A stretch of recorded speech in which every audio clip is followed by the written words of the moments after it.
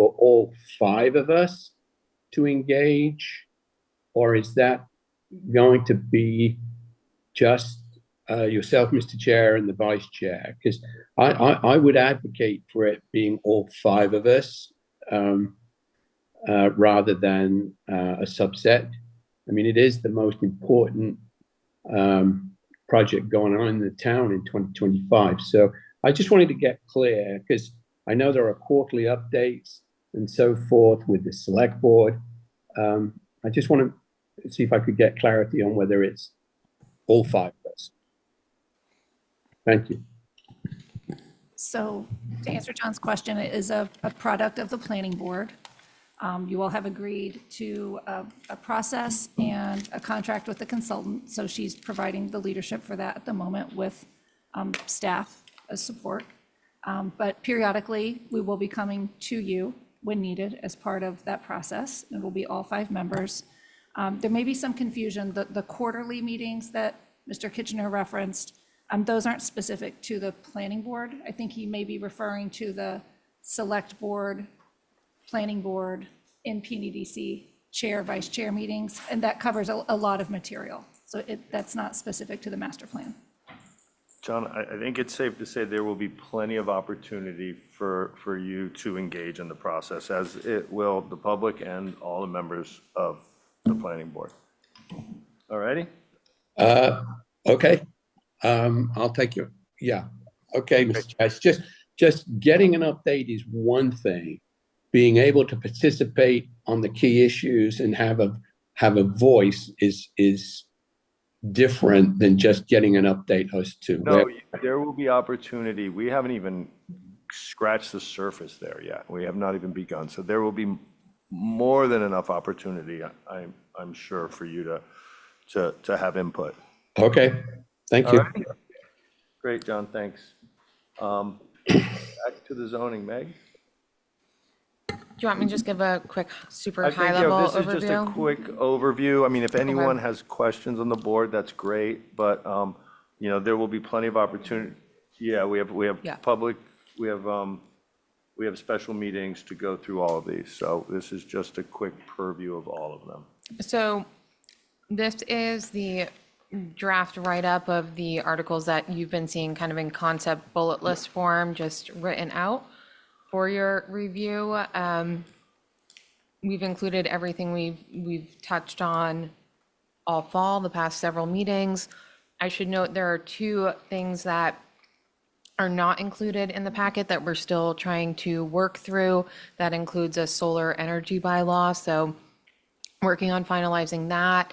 There was also new guidelines released from the Affordable Homes Act on Friday, so that's going to potentially impact articles related to accessory dwelling units and maybe some other things that we need to clarify. So that will also be forthcoming. So those 2 concepts are placeholders for now, but everything else is in shape to proceed with public hearings, which I believe the first of which will handle citizen articles. That's January 9th, but we'll have 2 other meetings, January 23rd and February 6th, to focus on specifically the planning board articles.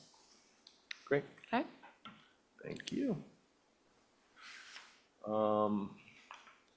Minutes. Everyone get a chance to review the November 14th minutes? I would motion to approve. Second. Motion made by Joe, seconded by Nat. Joe. Aye. Nat. Aye. Barry. Aye. John. Aye. And I'm an aye as well. It's unanimous. Okay, we're gonna do second dwellings, garage apartments, and tertiaries all together. Is there anyone that needs to recuse or have any questions on any of these? Okay, so we have Brian A. Nestor and Constantina Nestor for East Lincoln Ave. We've got Yellow Dog Nominee Trust, 224 Pulpus Road, 21 Pilgrim Road Trust, Stephen Cohen, trustee for Sophie's Way. Garage apartments, we have 100 Walwinet Trust, Stephen Cohen, trustee, 100 Walwinet Road. And for tertiaries, we have Patrick McCarthy, and 9 Cow Pond Lane. Entertain a motion. Yeah, I'll make a motion. We approve all the secondary, tertiary, and garage apartments in accordance with the findings made by staff. Second. Okay, motion made by Barry, seconded by Nat. Barry, Aye. Nat, Aye. John. John? You muted. I can hear you. All right, great. Joe? Aye. And I'm an aye as well. On to A&Rs. Anyone questions or recusals here? Nope, okay. We have Richmond Meadows 2, 1 and 5 Violet Place. We have Lauren B. Leachman and Arthur E. Levine, trustees of Leachman Levine Trust, 26 Milk Street. We have Kelly W. Jackson off Old South Road. We have 4 Hamlin Associates LLC on Hamlin Road. We have 1 Grant LLC, 3 Grant Avenue at 1 and 3 Grant Avenue. We looked at them today. Yes,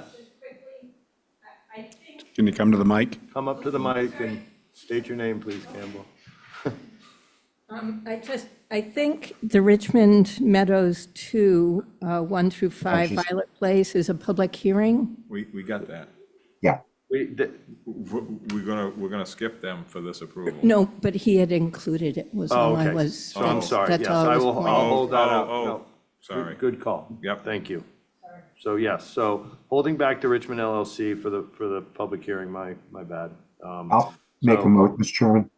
Yes, please, Barry. Yeah, I'll make a motion. We approve all of the A&Rs except for the Richmond Meadows Trust, which we'll deal with later in accordance with staff recommendation. Second.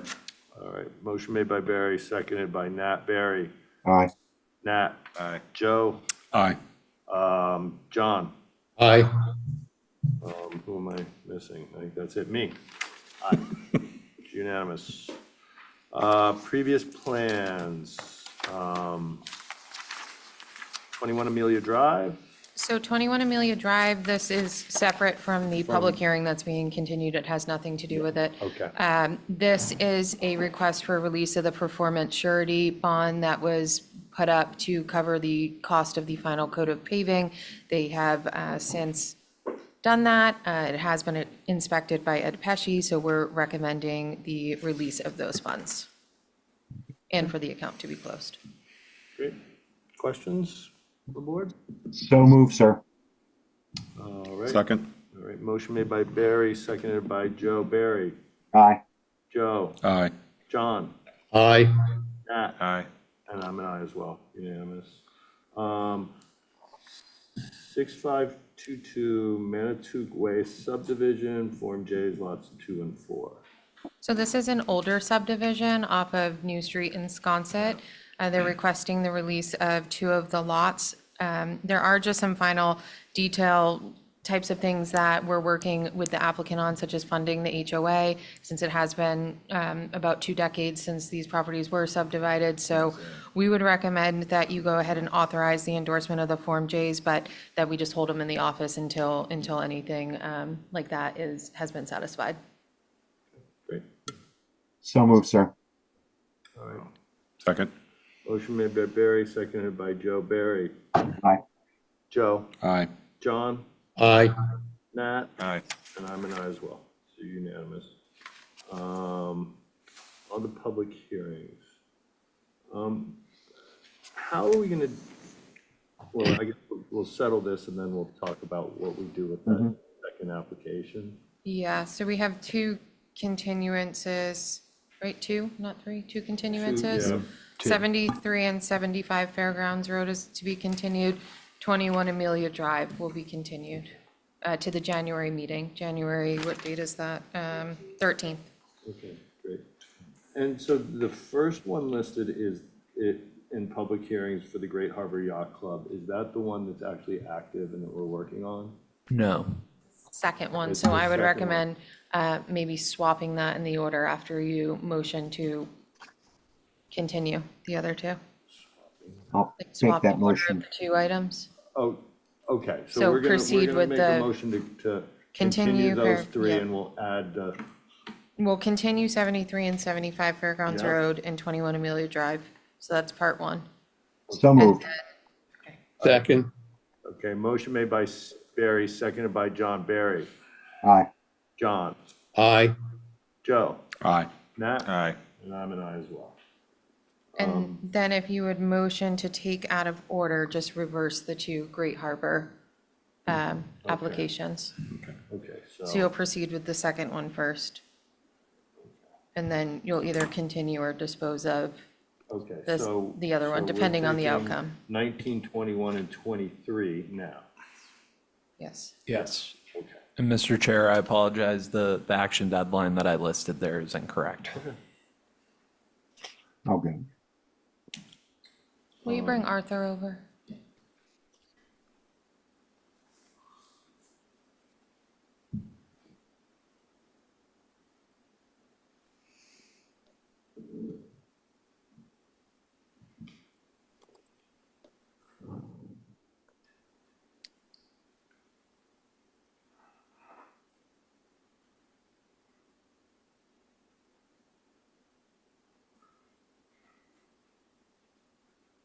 Okay, thank you very much.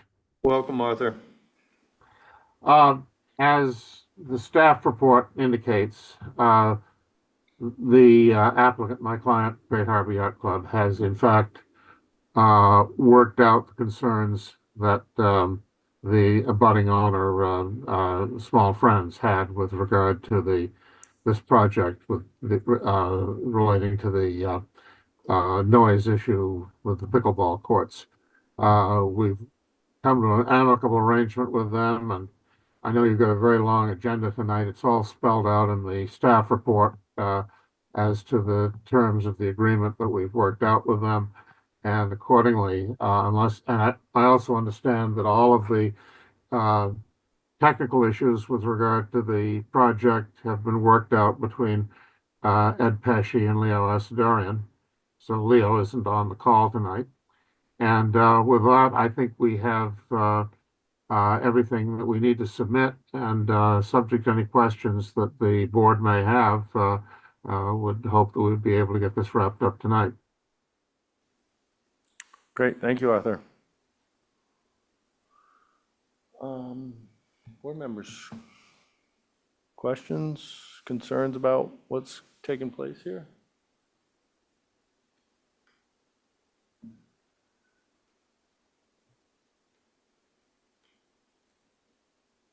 What's the pleasure?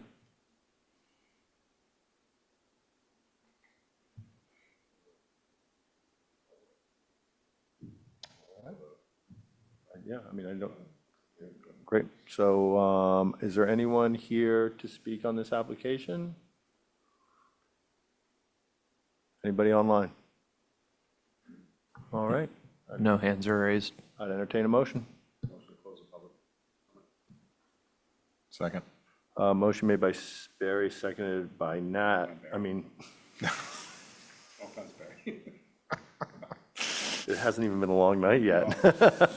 Motion made by Joe, seconded by Nat. Joe? Aye. Nat? Aye. Barry? Should I call him Joe? Barry?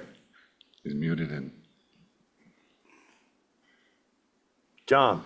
Aye. Barry?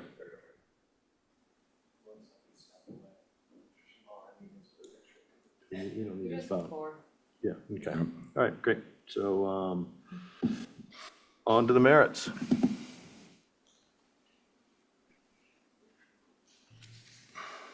Questions, concerns?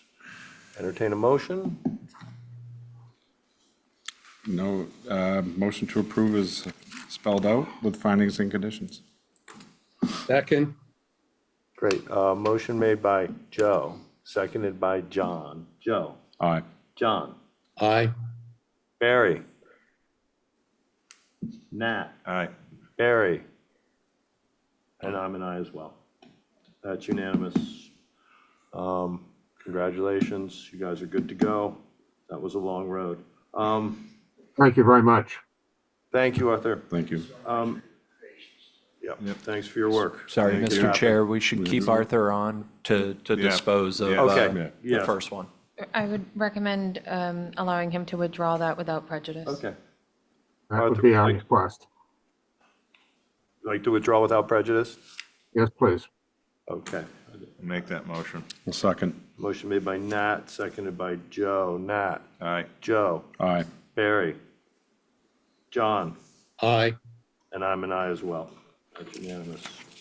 Thank you again. Thank you, Arthur. I'm sorry, Mr. Chairman, I got a little tied up there for a second, so. That's all right, Barry. We muddled through. I know you did. Okay, we are on to, The Arthur one. All right. the Richard Lidner, Jane Leader, trustees of Richard and Jane Revocable Trust, 62 and 64 Sankey Road. Art, I'm moving Art over Okay. right now. I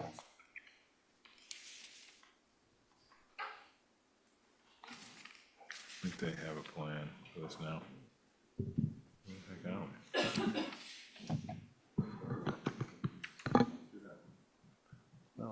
And Arthur's on now.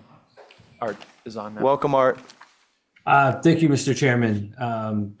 I have provided some additional information to the board, a letter and a revised plan based on some of the comments at the last public hearing. And I hope that it addresses some of the concerns that were out there. To just briefly run over those, we added some additional asphalt on the west side of the end of the bike path. You can see where we kind of try to square it up a little bit, as well as then remove, as previously had been proposed, the asphalt area between the proposed driveway and the end of the bike path. Again, trying to make a much more defined terminal end of that bike path and stop the on-ramping, if you will, to Sankaty Road. We've proposed a couple of bike path end signs. The applicant agrees to maintain the vegetation within the easement across the frontage of these two properties at a height of 3 feet. We also added a proposed split rail fence at the southern end of the bike path.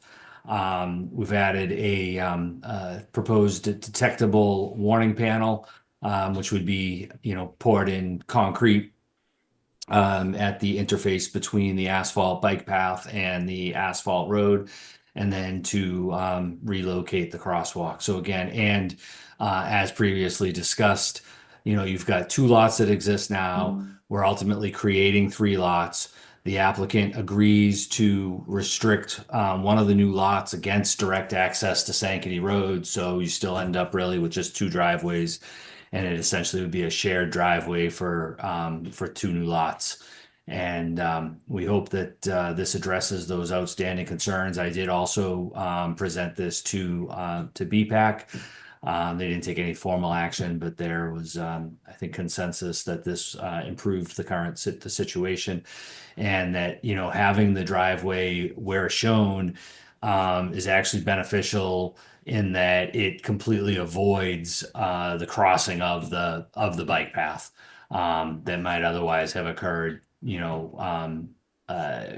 a second driveway to access the lot as it exists. So I think we've come a long way here, I hope, and we're available to address any outstanding questions or concerns, should there be any. Great, Art. Thank you.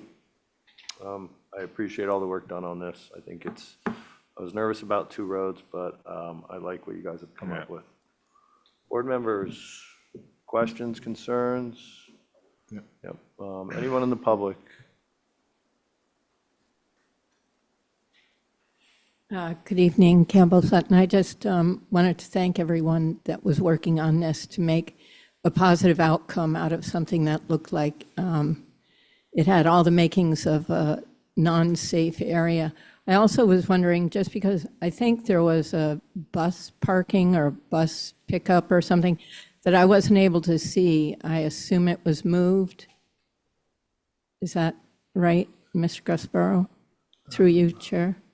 Art, is there a bus stop there that's, There is, Mr. Chairman, but it really was not a full pullover for the bus, so it wasn't like we were removing a bus stop. There's sort of that undefined large, so there would remain a bus stop there and a bench. But like so many of the NERDA stops, it's essentially, stopping along the side of, along in the road. And we're not creating, or really, making a full pull off type of a bus stop there. Right, so just a quick question, if I may. I'm not going to know my directions correctly on this map, just so you know, but where the split rail fence is this, like, I don't know, let's say this is Sankaty Road and the split rail fence is here. Is that stop going to be before the split rail as you head into Sconset? you're heading in, the stop is after the split rail. If you're Okay, heading so then into it's- Sconset from the golf club, the split rail fence is here and the bus stop is afterwards. Is after that, and does it clear both driveway sets then? The bus stop looks like it's after the new driveway, is that correct? Just past the new driveway. But where is it in relation to the Eldridges? It's right in front of the Eldridges before their driveway. It's between the two driveways. Okay, great, I'm just checking on that. Yeah. Thank you. Sure. Okay.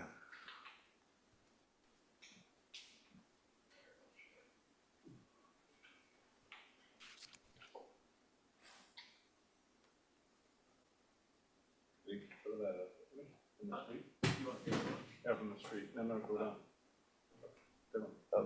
Yeah. Bus stop. Basically. It's right there, and there'll be a split rail fence right there where his finger is, so that no one will be able to ride down the bike path into the bus stop, if that's what you're concerned. Great, thank you. Yep, great. And is there anyone online with their hand up? No. Okay, great. Entertain a motion to close the public hearing? So moved. Second, Who's that, John or Barry? John, I think. All right, motion made by John, seconded by Nat. John? Aye. Nat? Aye. Barry? Aye. Joe? Aye. And I'm an aye as well. As for the merits,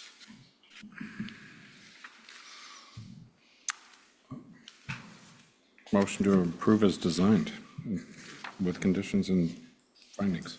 all right, 10 conditions, one finding. Second. all right, motion made by Joe, seconded by John. Joe? Aye. John? Aye. Barry? Aye. Nat? Aye. And I'm an aye as well, so that's unanimous. Thank you. Thank you for everyone that worked hard on that one. I know that was Another one, yeah. a process, but it seemed to work. Okay, so we are on to 33 Bartlett Road.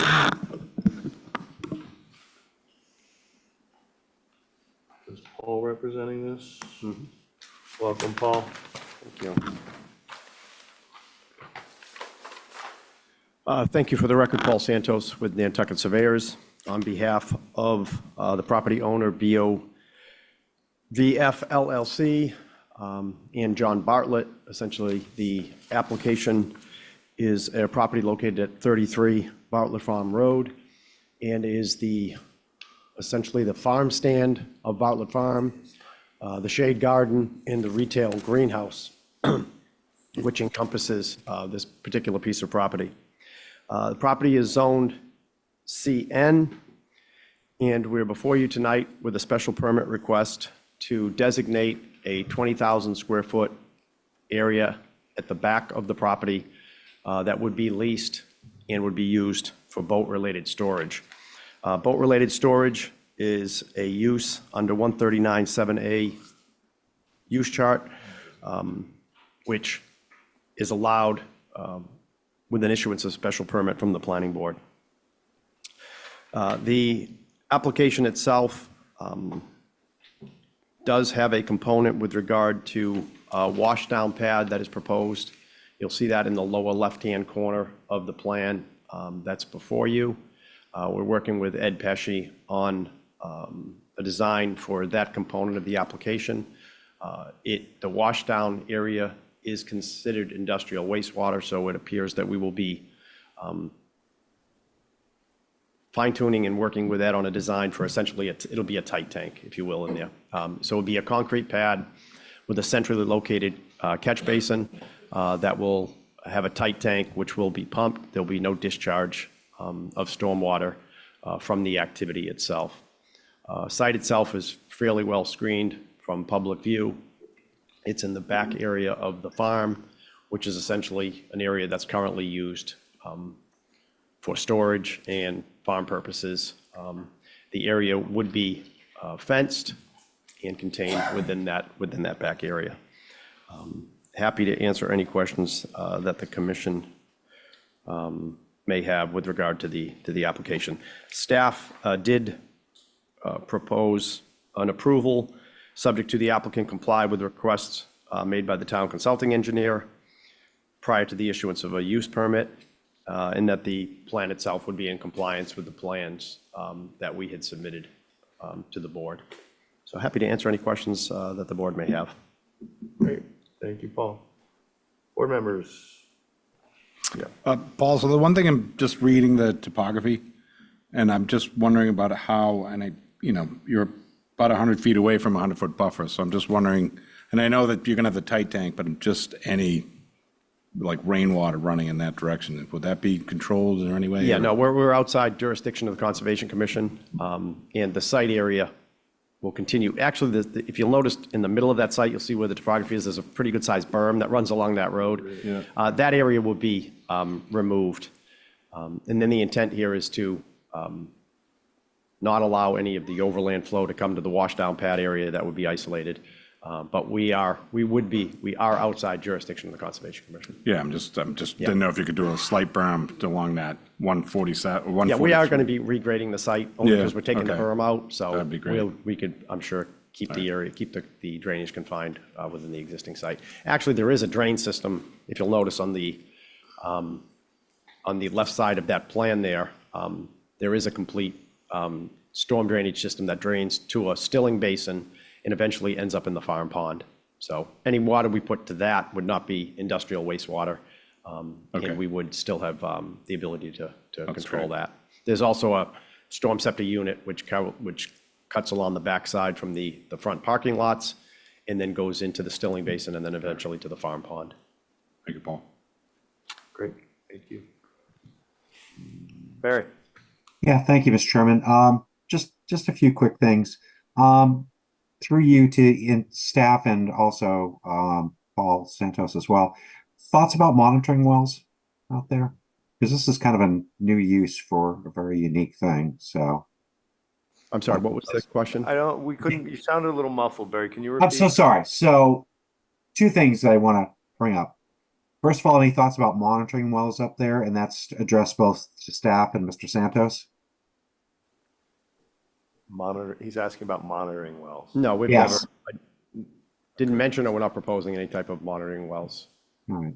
So to staff, is there any thoughts about whether that's a good idea or not, especially with boats being out there and what type of runoff we're looking at from that? So I think that would not be consistent with other, I guess, applications, though this application maybe is a little unique. That said, Right. this initially came to us without any sort of formal drainage and engineering review. And in conversations with Mr. Santos, he coordinated with Mr. Pesci, our consulting engineer, to design an adequate drainage system to handle this sort of use in this area. So based on that fact, I think asking for any sort of test monitoring wells would be excessive. Okay, I just wanted to be sure too, because this is a little novel as well, considering the fact that not far away, we're growing food sources that are being sold to the public as well. And I just want to make sure that we're in good standing with that. The second thing that came up that I want to ask through staff, well, first of all, let me ask through Mr. Santos, what's the maximum number of boats you're proposing to store there? I have no designation of what we would put in there for boats. It was not Oh. discussed, other than allocating 20,000 square feet to boat storage. Yeah. And obviously, there'd have to be enough room allocated for access in and out to move the boats in and out.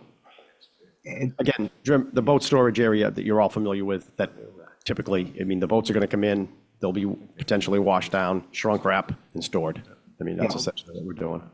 Paul, will there be racks installed? or No, there's no racks. So There's no whatever rack. whatever There's no can racks sit on the proposed. ground, period. No, Trailered there's no in. rack Okay. proposed under this proposal, correct?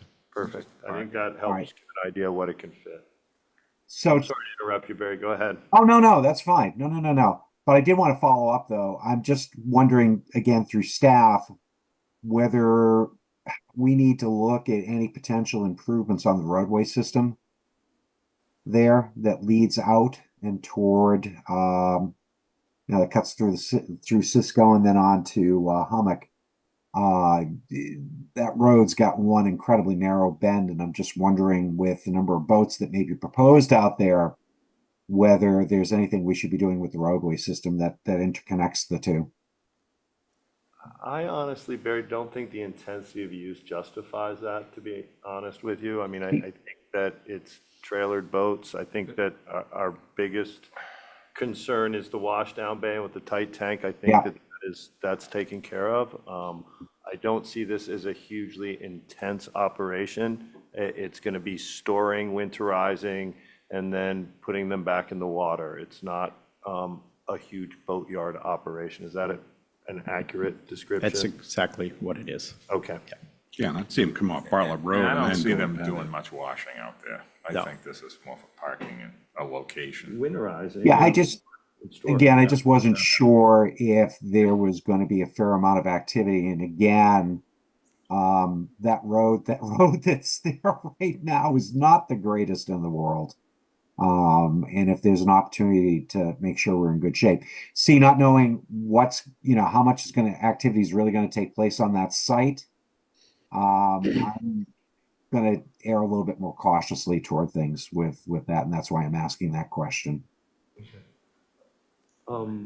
Leslie, Yeah, I just want to point out to the board, sort of specific to this application and more broadly, that we have been trying to work more closely with other departments leading into these public hearings.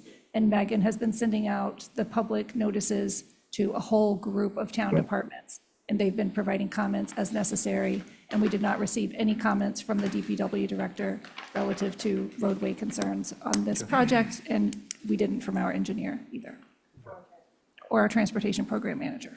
so other departments have had eyes on this. They were notified. We're notified, okay? Oh, well, All right, my case precisely. okay. Nat, did you have No, something? it's good. I'll just You're forget it. good, all right. Anyone else on the board before I go to the public? Great. Anyone in the public? Emily, welcome. Thank you, Mr. Chair. Emily Molden for the Nantucket Land and Water Council. I just simply wanted to say that we appreciated the town's consulting engineer's review and Mr. Pesci's recommendation for the holding tank. I think that's a great feature to condition here. And then would just add that certainly appreciate the suggestion for, if the site's being graded anyway, maybe to do so in a way that helps to maintain all water on the site. Thank you. Thank you. Campbell? Good evening again, Campbell Sutton. So just as I was listening to all talk, so I'm sort of wondering, so part of winterizing a motor, right, is running it in a bucket of water or bin or that kind of thing. So I'm sort of in part wondering, is there like a concrete pad that then is going to drain towards something here? Or Drain into like it. where would the bucket be? So the bucket would be on the pad, I'm sure, and that water would drain into a holding tank. That's That what I'm holding hoping. tank I is just thought I'd drained follow up. Directly is taken, or is pumped and taken to the sewer treatment plant, correct? That's correct, right? Correct. Yes. Is that correct? Okay, super, thank you. And just to, thank you, Emily, and thanks, Campbell, for just to mention too, the site itself is not in the Hummock Pond watershed. It's not in a DEP Zone 2, so it's not in any of the town designated resource protection area. So, but obviously there is a concern with groundwater, so we'll take everyone's comments to heart and with the review through Ed Pesci, I think satisfy everyone's concerns. Great. Anybody online, Billy? No, no hands are raised online. Okay. Great. Pleasure of the board. Motion to close public comment. Second. Motion made by Joe, seconded by Nat. Joe? Aye. Nat? Aye. Barry? Aye. John? Aye. And I'm an aye as well. That's unanimous. For the merits?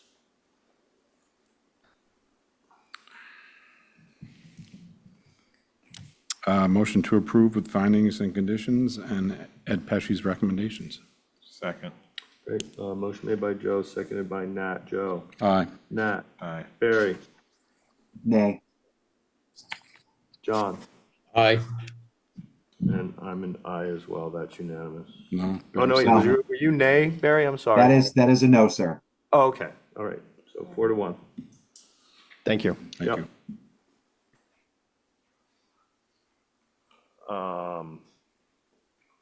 Okay. We are on to, make sure I have the right agenda here. We have continued 75, 73 and 75. So we are on to Town of Nantucket, Sherburne Commons, R Island. Or am I wrong? Where am I missing? Oh, I'm The sorry, Valeros. Valero, Valero, 1662 Old South Road, RG Gamma LLC. And that is Dan Malloy. He's coming, he's with us now. All righty. Good afternoon, Dan Malloy for the applicant. Can you hear me down there? Yes. Excellent. So I'll make this brief. The last time the board reviewed this application was, I believe, a couple of meetings ago, back in maybe September, October. And a couple of questions came out. There was some questions regarding traffic, regarding access and physical, a little more detail on the types of operations, the hours, what type of uses are going on in the facility. So we provided that to the board, and I can go through that in summary, so not having to read a whole letter again. So from a traffic transportation standpoint, what we're looking to do is make the western driveway closer to town one-way entrance, and the other driveway closer to the airport a two-way, which it functions as now. That allows us to access the parking lot, access the site, which is pretty much how that driveway functions today. And then the eastern driveway will continue to be used as a two-way entrance, so everybody can continue on in their current traffic patterns. So we're not having to change any existing flows what people are accustomed to. And a couple of other questions came up to do with vehicle movements, large trucks in and out of the site. And I've confirmed in terms of how the site operates that, again, all of the bigger trucks are using the eastern driveway, not our new entrance. So we have less concern about trucks coming in the main parking lot where pedestrians are going to be. And I know there was questions regarding bike racks. We'll certainly be providing those up around the building entrances, the sidewalk areas. And there's been some discussion back and forth with Mike Burns regarding turning lanes and improved access either on our driveway or on Old South Road itself. And what that has come out to be, the recommendations, what it's looking like right now, is not trying to make it clear, not reconstructing any portions of Old South Road, but simply restriping it, so repainting portions of it along our frontage. So I'm sure everybody's familiar with, right now you go down Old South Road across this area here, there's some painted medians about in front of this site, in front of other parcels out here. Not sure if those show up. They don't show up on that plan there. I can share, if you want, I can share a plan right now if you want that'll show clearly what I'm talking about. Yes, please. All right, so are we seeing this? Yes. All right, so I just want to be clear what we're talking about in terms of painting. So this is something we're going to have to work out over time with Mike Burns to be clear what everybody's looking for. But so right now along Old South Road, right in the middle, you have painted islands and turning lanes.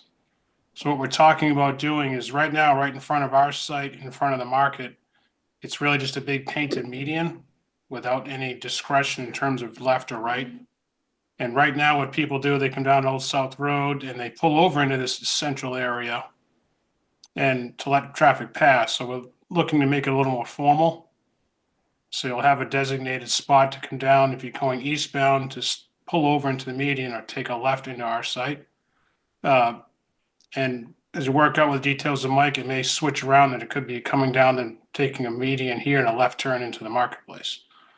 So that's something we're working out on the details. Again, it's only striping. We're not changing pavements. We're not moving the road or moving bike paths or anything else. So I want to make sure we're all clear on what that's looking like. And that's something we've had discussions with Mike Burns. We're going to work out the final details of that with him. But that's just where this is headed in terms of roadway/traffic improvements. And what you'll also see here, just to be clear, is this is the entrance we're talking about. Again, right here is a one-way entrance. And the existing driveway here will remain two-way. That sums up the traffic-related questions. The other two, and I can stop, actually, I'll stop here and answer any questions on this before I stop sharing it if you'd like. Can I? Yes. I just was hoping I could clarify something because this came up internally today. So when an applicant volunteers infrastructure improvements to existing town infrastructure, we may all think that's a great idea, but we need to recognize in the decision there are other entities that may need to be involved. So county commissioners may need to accept it, the select board may need to accept it, the DPW director may need to sign off. So the fact that we're discussing this and may include it in the decision doesn't mean it's binding. It just means it's a condition that the applicant's going to pursue this as an option until it either moves forward or it doesn't. But it's not going to affect the validity of the decision. So I just wanted to be very clear about these sort of voluntary and sometimes conditioned infrastructure improvements. Yeah. And have you discussed this with DPW, Dan? We haven't discussed with DPW yet. This is strictly something we've talked to Mike Burns about. Okay. Would eventually get to DPW, but I would expect they're going to fall back on what Mike Burns is likely to recommend. Great, thanks. Any questions from the board on what Dan's discussed so far? Okay, keep on, Dan. All right, I'll jump off of this. And so the remaining information I think the board was looking for was really just to sum up really what are the hours of operation? What are we looking at for uses here? And that spans a couple of different answers. So we've got the gym facility itself on the first floor of the building, which is going to function as a 24-hour facility. What that looks like, if I don't think it's anything like that on the island right now, but it's fairly common off island, is members are given key card access, and there's obviously cameras, the place is monitored, but they have key card access, so the entry door is locked. You have to have a key card to get in, key card both ways. But during normal business hours, there wouldn't be a key card operation. So in terms of operation, that's how we see the gym facility being used. And then on the second floor, you have the health spa facilities, whether it be a nail salon, they have a health, the health spa facilities was massage, tanning, or if they have exercise class space. And that's something we expect. That won't be a 24-hour operation. That's strictly more of a typical business day, whether it's 7 a.m., 7 p.m., something along those lines. And all of that stuff on the second floor is really by appointment only. So that's all I have. I think that was what the board was looking for at the last meeting, and I can answer questions. Great. Questions from the board? Oh, everyone good? Let's go ahead and open it up to the public. Mr. Chair? Yes, John. First of all, through you, Mr. Chair, I think this is a really great thing. These premises are, much needed, and it's described as an athletic club. It's, in my view, especially with what we just heard, this is a health and wellness facility by another name, and I think, this is something we're lacking on the island. So it's great. with that said, in the beginning, the first time we saw this, there was a question about meeting the open space requirement, and that seems to have disappeared. Does that mean changes have been made that the applicant now meets the open space requirement, or no? Thank you. Thank you. I can answer that if you like. Please, Dan. So that has not gone away. I apparently forgot to refresh that question. So we are still looking for the same relief on open space. That the only reason being is that the site in its current condition doesn't meet that open space requirement. The reason being for that is the site was previously developed over the years before any of this permitting requirements existed. So there was never a requirement initially to have that open space. So what we're doing when we put this facility in with the new sidewalks and landscaping, we're increasing the open space. But given all the other site conditions that are out there, we're unable to meet the 20%. So we're getting us up from about a 15% up to an 18%, but we're running out of room to get us all the way to 20%. So we're essentially looking for the board to acknowledge or recognize a pre-existing nonconformity in terms of open space that we're trying to bring into greater compliance. And I know there was a question at the last meeting, again, the applicants do own a very large tract of land behind this, but that property is in an agricultural exemption, and I can't, without bringing that out of an agricultural exemption benefit, I cannot really encumber it or bring it into part of this application. And that property doesn't exist in this MCD, correct? It does not.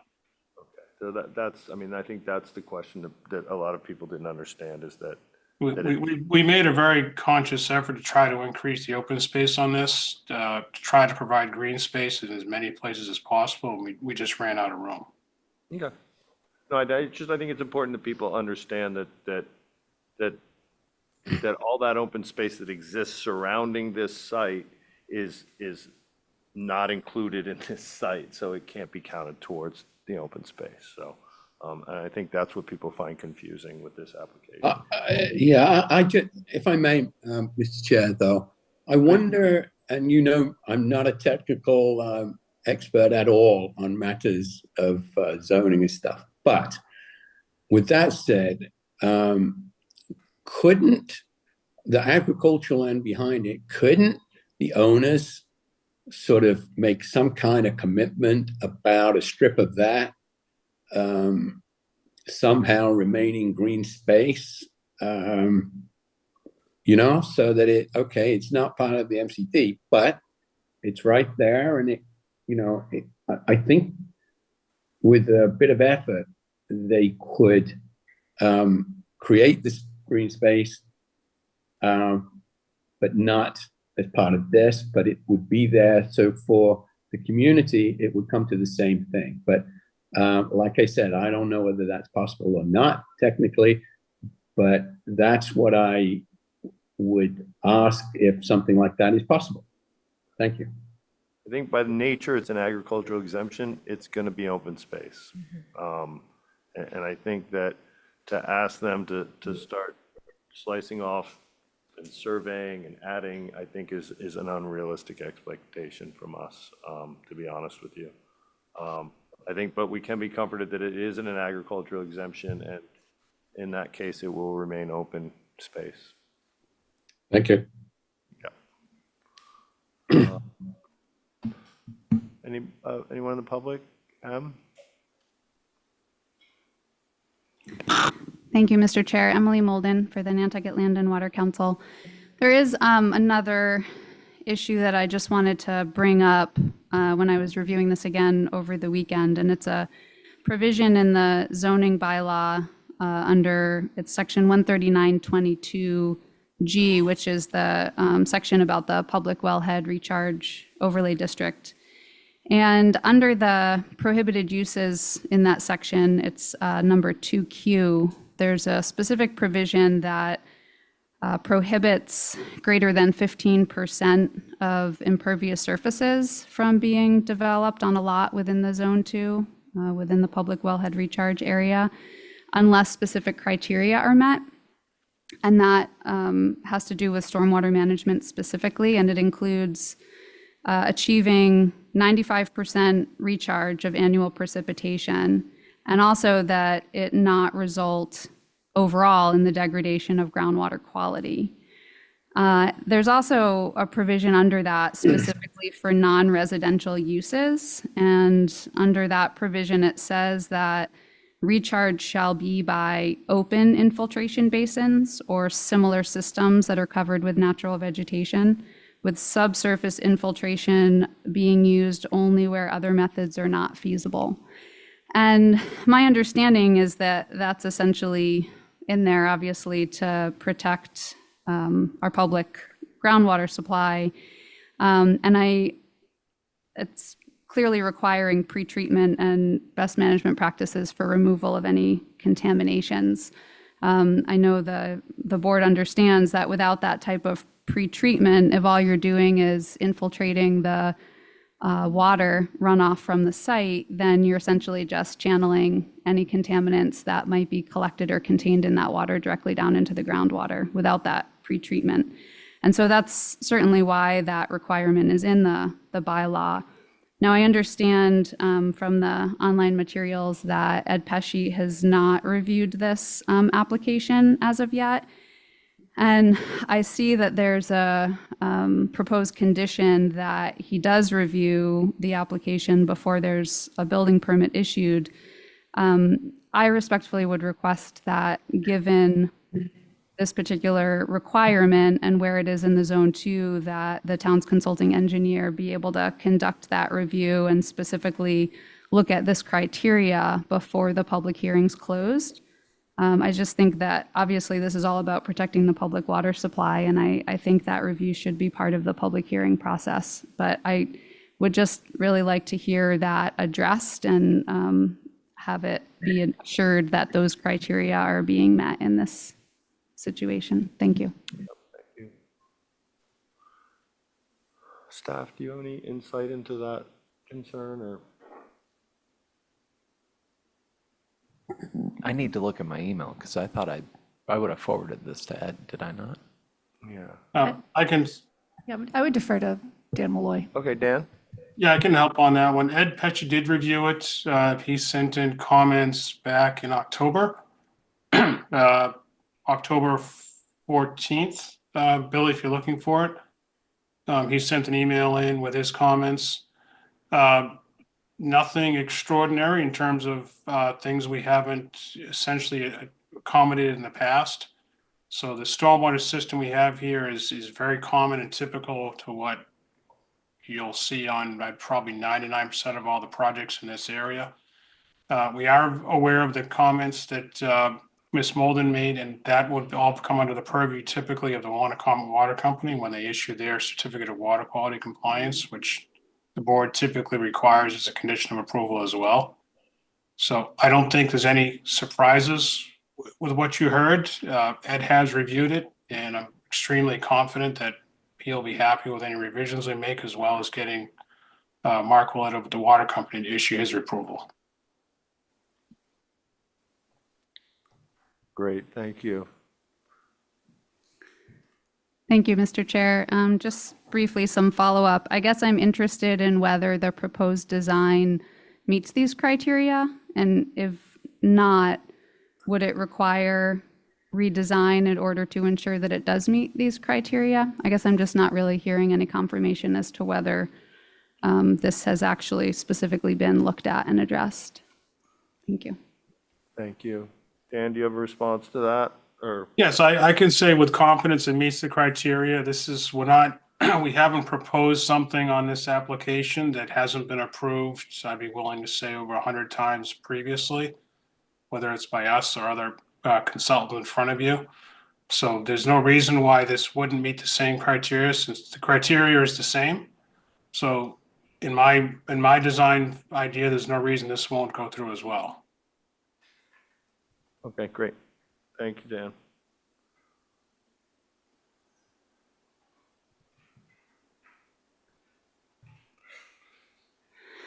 Sorry, Mr. Chair. No, you're good. So I guess it didn't seem as though there were proposed open infiltration basins or surface systems in this design. That seems to be a requirement for non-residential recharge, unless there's a demonstration that it's not feasible. And I guess I would also just ask if Mr. Pesci's review was in the packet. I may have missed it if it was in for an earlier meeting. I can take a look at that. Thank you. Again, I would just request that the public hearing be open until there's additional review of this and demonstration that the criteria are met. Thanks. Okay, thank you. And Mr. Chair, if I may, I didn't include it in the packet, and I Yeah. can forward you a copy. Yeah, could you? Sorry please- about that. No, it's an oversight. Could you make sure you send that on? Campbell? Hi, good evening again, Campbell Sutton. So this doesn't have to do with sort of the lot thing, but when they mentioned the 24-hour opening and the keyed entry, which is great, it just sort of brought up a thing that happened in my hometown. And I'm wondering if there's going to be like, you key to get out so that people know when people come in and when people leave. I'd hate for anything unfortunate to happen, but not have any real trackability there for that. So I'm just sort of putting that out there as a safety piece. Thank you. And Dan, I'm sure you don't have the answer to that, but. I actually can, I think I can actually answer that one. So Okay. everybody is definitely key entry on the way in when it's not normal business hours. Off hours, the facility again has to, you can't require a key upon exit just due to fire safety concerns. They have to be able to get out regardless. But there will be a camera system, there will be a security system, it will be monitored just for that specific reason so they know who's coming in and who's going. So Great. that will be taking place. Thank you. Barry? Thank you, Mr. Chairman. I might suggest that the board do is a one-year follow-up review once the CO is in place. Just given the unique nature of what this is going to be in terms of a health club, where it's going to be located, I just think it's worth us revisiting it and just making sure everything's running copacetic above and beyond. Yeah. You're asking for a review of the application after a year. That's correct, as we've done with other applications in the past. I think that's fair. Add that to the conditions, yeah. Great. We will add that on, Barry. That's a good call. Thank you. Hillary Rayport.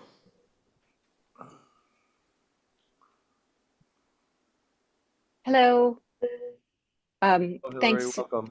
Thank you and good evening. Yeah, I had included a message in the packet and I was hoping to have some conversation about the arrangement of the parking and trying to keep with the building pattern on the island and the efforts that have been made in the past to position cars out of sight behind buildings whenever possible, and also use the power of the MCD to put in attractive landscaping around parking lots, which I don't think that's not available through any other process.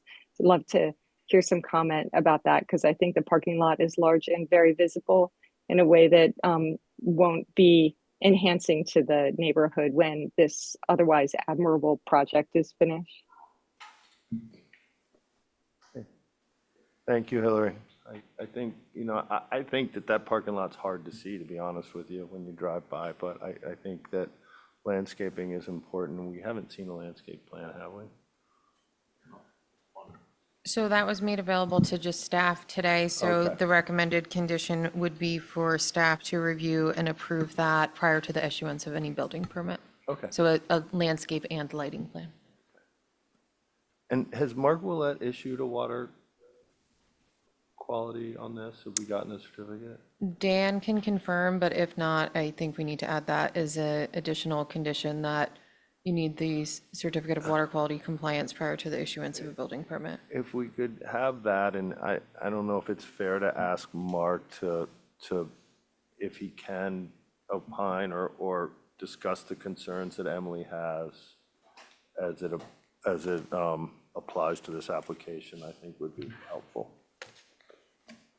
I can confirm that it's not issued yet, but we certainly will be applying for it once we're through with this process. Okay, great. And can you ask Mark to just give staff a sense of his opinion of that piece of the zoning code?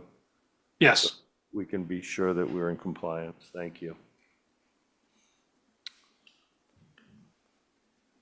Board members, anyone else in public? No. No.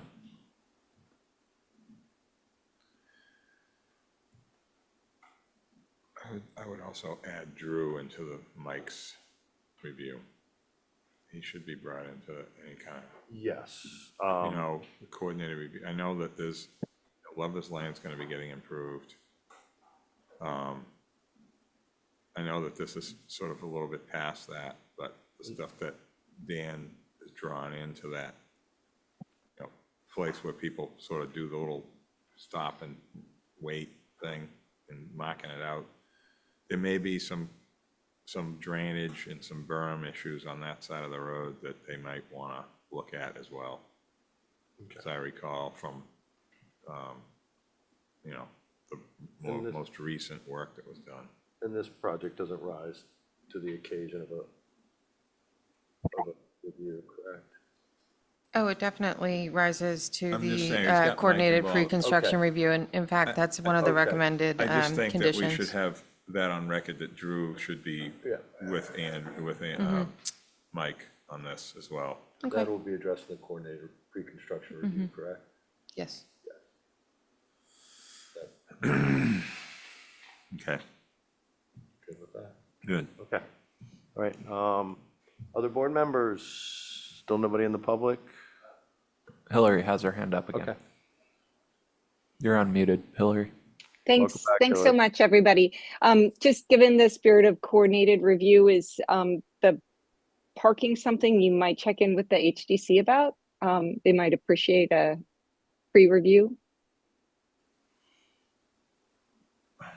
So when we talk about, if I may, when we talk about coordinated review, that's a staff level, department level review. It doesn't extend to boards, committees, or commissions. But they need to go through HDC. Yeah, they So- absolutely so will H- on their yeah. own need Yeah. an HDC They review, will yes. need an HDC review anyway, Hillary. Yeah, and if there's any changes coming back to us anyways. Yep. So, does that answer your question, Hillary? Oh, am I still unmuted? Great.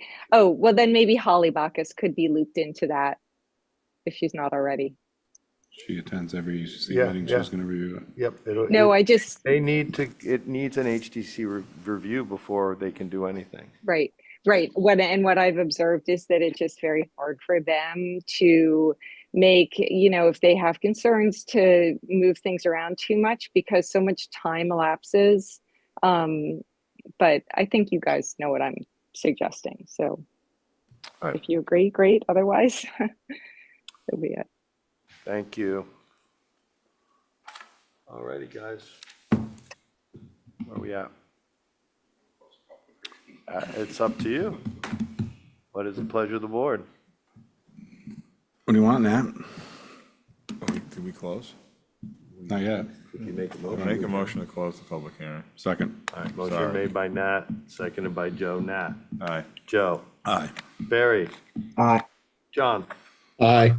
And I'm an aye as well. As to the merits. Before we go there, can you just tell us what we've added to the conditions? Yep. Just to be clear. So I've added 2 conditions. We have the 1-year follow-up, 1-year public hearing follow-up of this application after the issuance of the CO, and the addition of the certificate of water quality compliance. Okay, and just, And review the lighting and Oh, landscaping. that's in there. That's that in? condition 3. yeah, and Oh, a little sorry. side Yeah. note to address that, My bad. that 139.8Q, was it? What was that? Yeah, so we can request, or Dan can request Okay. when he applies for that All right. review from Mark, that he maybe elaborate a little more than he normally would. Perfect, that would be appreciated. Great, so pleasure of the board?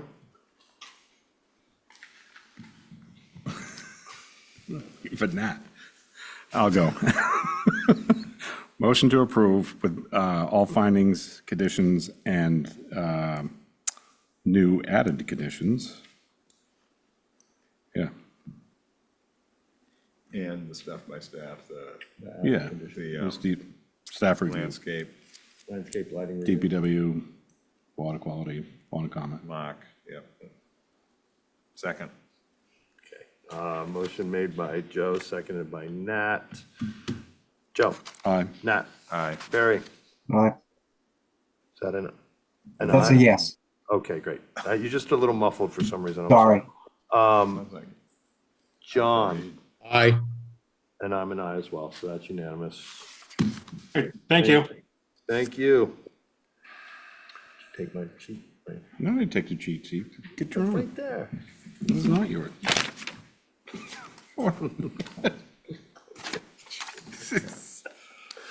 Oh, boy. All righty. Now we are on to the Town of Nantucket, Sherburne Commons, our island home.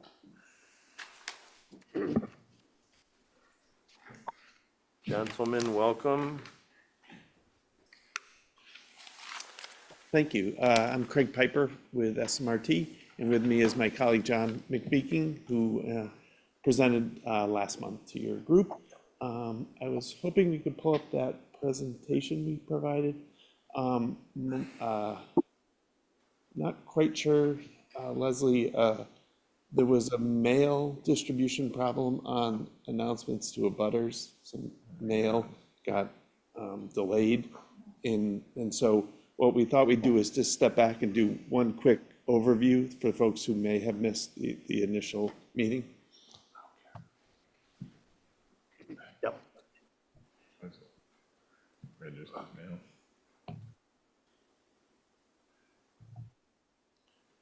So in the updated packet, we just put a few more presentations on these slides. Yes, thank you. If you can go to the next slide, just a reminder this is a Town of Nantucket project. There is a website on Our Island Home regarding if there's questions about the project and updates that's included in the packet. Next slide. This project, just to remind, the plan for a new Our Island Home to go to Sherburne Commons was part of annual town meeting 2022, and to move to all the effort for pre-construction services.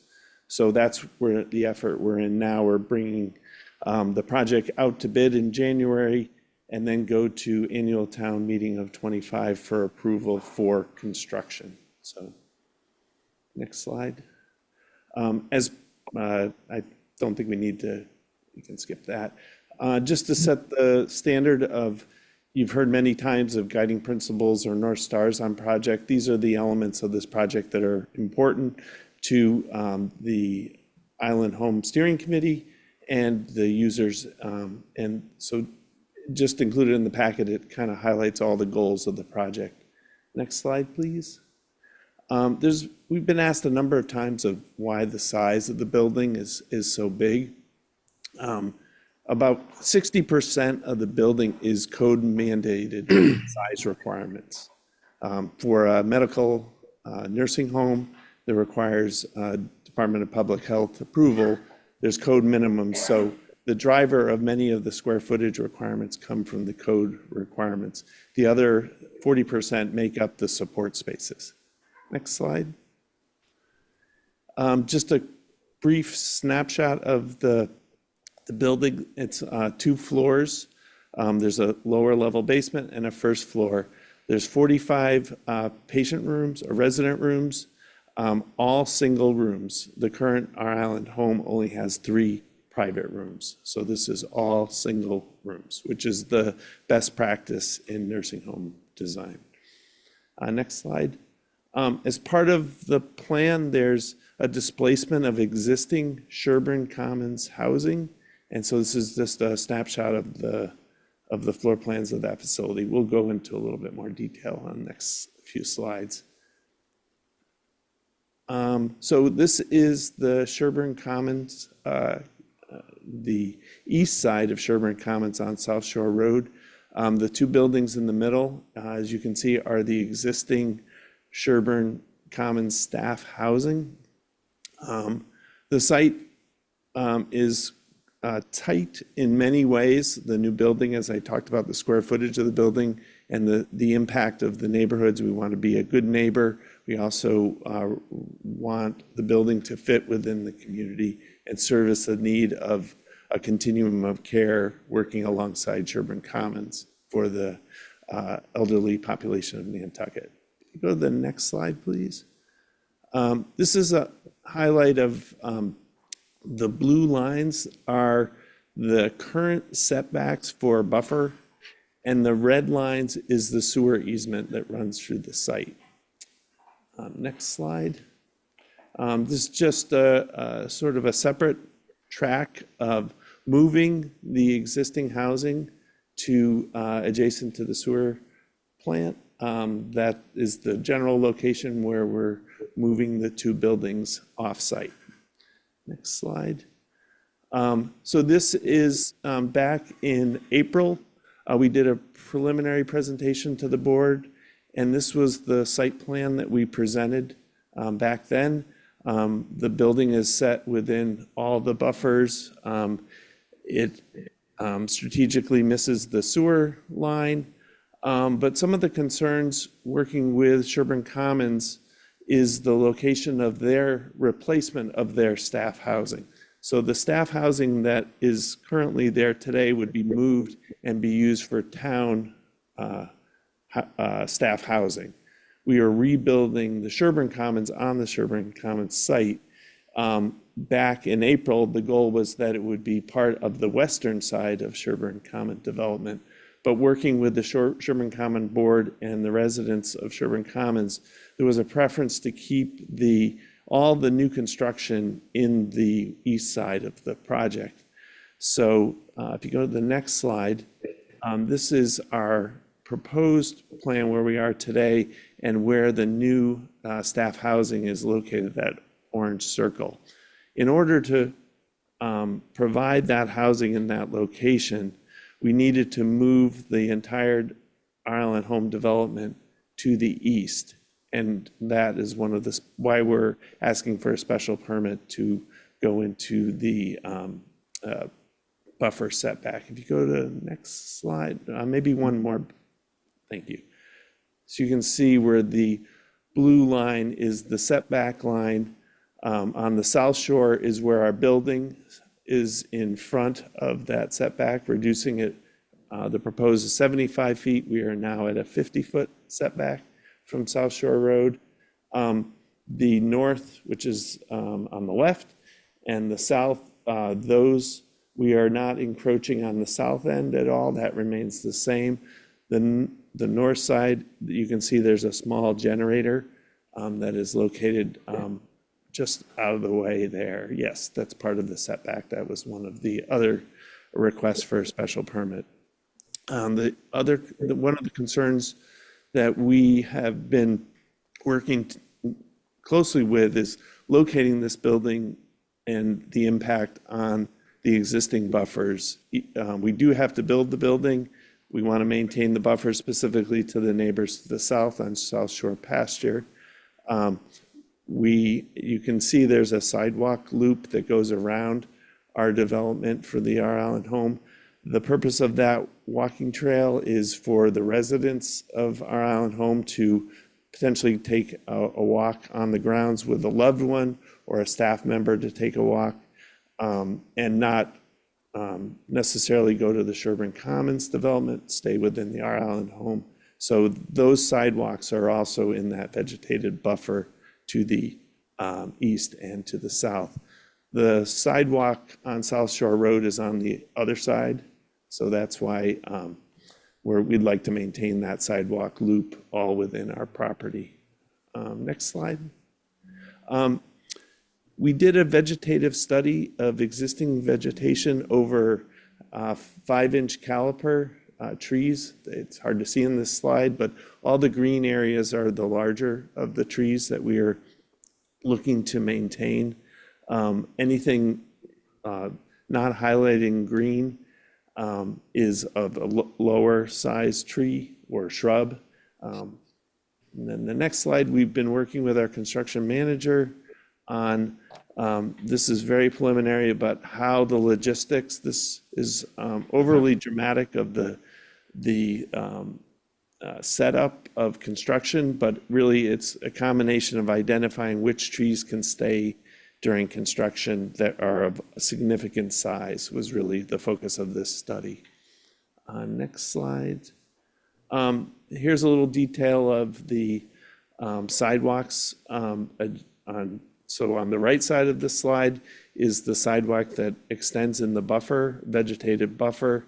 We've kept the sidewalk as close to that edge as possible and tried to keep as many, the buffer as large as we can. The building is within the buffer, the sidewalk is the unique piece. And you can see also on the left side of the slide, which is the north side, shows where the generator is outside of that buffer. To the north of the property, that is land bank land. The generator is for emergency use only. It's a, as I said, a nursing home facility, requires to be run when power is out. I think that's good on this slide, thank you. So then the east side of the site on South Shore Road, just a highlight of the development within that front buffer zone. Next slide. John, maybe I'll just keep going and if there's any questions. So the existing emergency access, which is on the west side of the site, is a 12-foot gravel access point. There's gated at both the Sherburne Common side at the end of their development and then the Maya Comet Road side. Our proposed is to, it's in pretty poor shape. So if there really was an emergency need, there's a concern of getting a fire truck through or other things. So the proposed improvements to that gravel 12-foot wide is to go to 16-foot, potentially paved or maintained gravel. We're looking at the cost benefit of that. So the maximum width, basically going from a 12-foot gravel to either a 16-foot paved or 16-foot paved with 2 gravel shoulders. Still have access control on either side. We're just basically improving that access ability. It's not a thoroughfare. It's really not changing any function on that side other than widening and improving the access. I believe there was a question of stormwater. If you go to the next slide. So this is a detail of the section, and maybe one more slide. Apologize. And John, do you want to just talk to the improvements? Sure. So you got to come to the microphone. These two slides were really just trying to highlight the fact that, as Craig mentioned, this will either be a gravel access road or improved to a paved surface. We're trying to limit any additional disturbances existing 12-foot wide gravel path now. So the intent is to really not take down any additional vegetation if we can avoid it.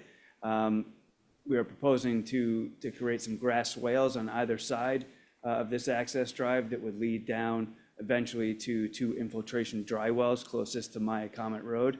That's kind of the only steep part of this site, really.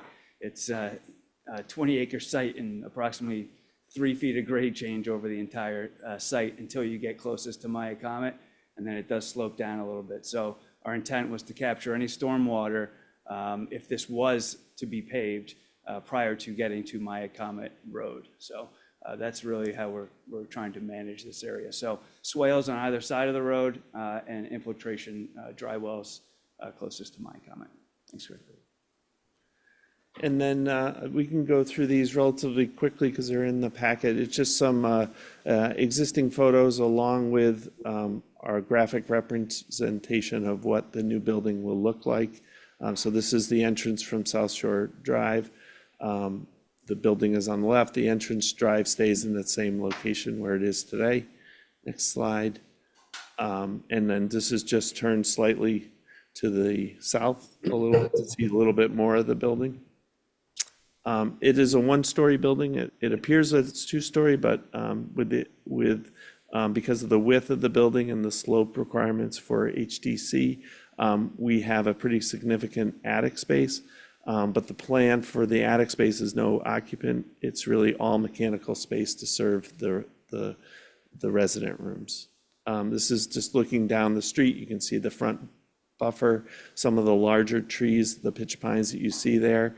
Those are the ones that I said we identified to salvage as many of those as we can. And working with our contractor, our goal is to keep as many of those along the buffer area. Next slide. This is just stepping a little further south. There's the entrance to South Pasture Road, and you can see the makeup of those trees on the buffer on South Shore and South Pasture. And then again, a rendering of a portion of the most exposed portion of the building. The fire department asked for a pull-off from South Shore for a truck to pull up to in case there's a fire. This is just basically a short driveway, and at that point is where it's the widest from a vegetative perspective. This rendering was also done to help with HDC permits, so we're actually leaving a lot. So you can see more of the building. Some of the undergrowth and trees are not shown in some of these renderings. Next slide, please. Entering into Sherburne Commons Drive, the new facility is on your left. There's a service access drive about midway down, and you can start to see the generator on the right side. Early presentations, we had parking on the access drive, the entrance drive to Sherburne Commons. We've moved that all inboard. Previous plans had pull-in parking along this service drive. Next slide. Again, as you start to go further into the site, this is an existing photo looking at Sherburne Commons where you start to see how much vegetation on the right-hand side. This is now past where the generator was going. All of the right side and straight ahead would stay as is. Further entering the site, yes, you can keep going. This is the generator on the right here and portion of the building there. Going. This is a snapshot as we come to the point where you would enter Sherburne Commons to the top and our island home on your left. And then this is just an existing photo looking at Sherburne Commons development. And then if you turned right around, you would be looking back at our facility. This is the new housing for Sherburne Commons staff and the our island home on the left in the background. Next slide. This is now coming into the entrance for our island home. You see there's a drop-off canopy. And again, the second floor of our facility is just attic space with all mechanical space inside.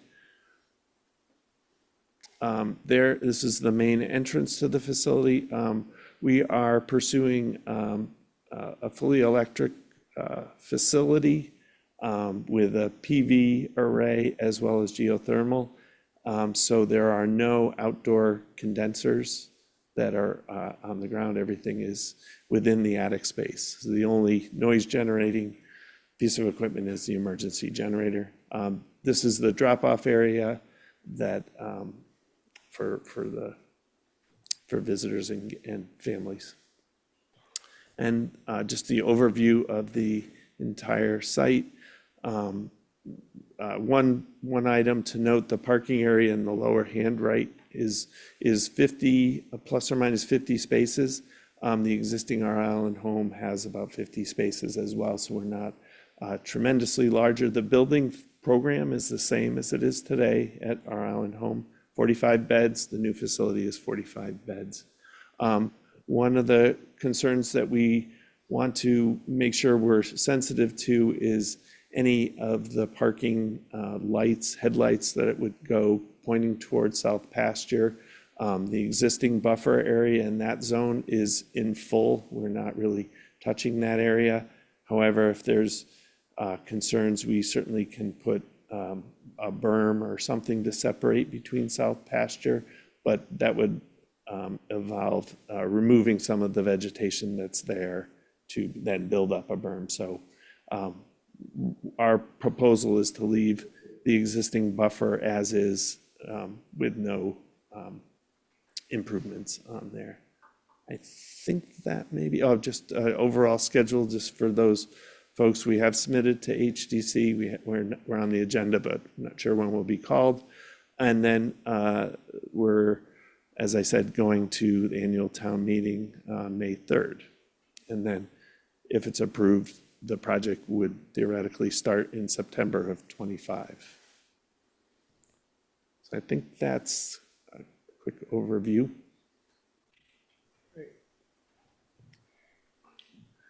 Thank you.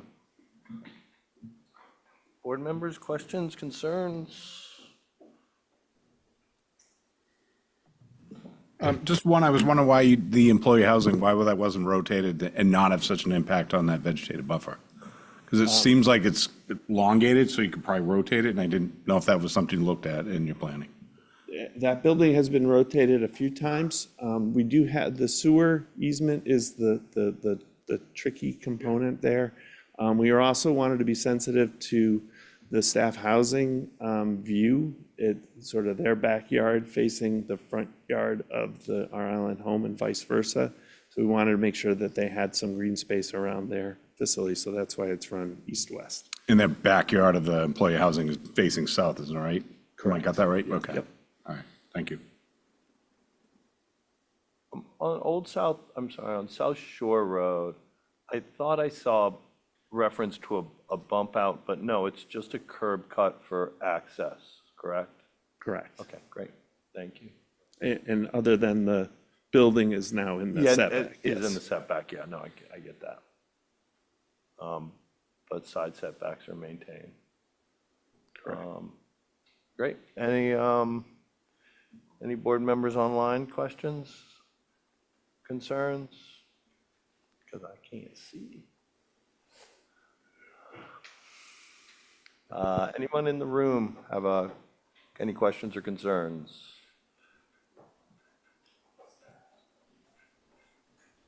Good evening again, Campbell Sutton.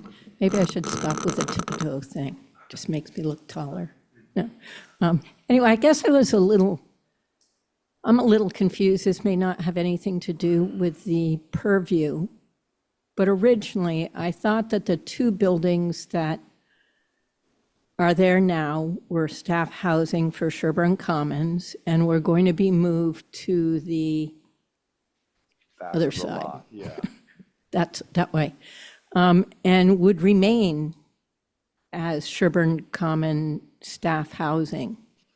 So I guess I'm a little confused how we ended up with having to have brand new staff housing in a manner that has created a strain for our island home design that I believe in the last meeting here, I did hear some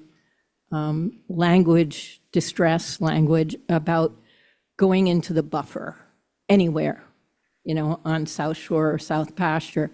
So it seems, as Mr. Topham pointed out, that it's this staff housing that's creating that push that's left the designers without a lot of flexibility there. So I guess I'm sort of like, what happened to just using the staff housing for the staff housing?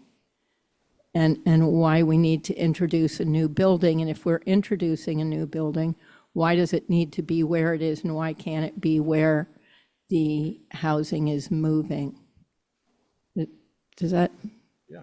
I'm not sure that's it's a question. I'm just sort of confused because of the pressure it's putting on the design and Originally, encroachment. they were going to move those houses back to where the emergency access road was. Right. But clearly that's changed well, I think part of the reason, as he said earlier, is they don't want construction on both sides of the property at the same time. Is that correct?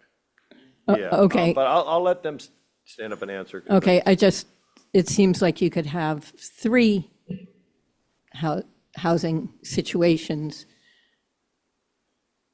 to the west? Well, I Is think it they're the just west? moving that, I The think that west? that housing is inadequate, and they're moving it to the end of the road. It'll still be used as housing, and they're gonna build new housing on site, but I don't wanna speak for them. I'm understanding that. Pressure is what I'm looking at. Okay, On the why, buffer, why you we know. need new housing and why it's pushing out in the front on the setback, yep. Right. Okay, thank you, sorry. Yeah, no, it is confusing. When we use the word, so, the goal of, there's a number of goals with the housing. First of all, there's existing staff in the existing housing. So one, strategy is to, find a new location for new housing first, get that up and running.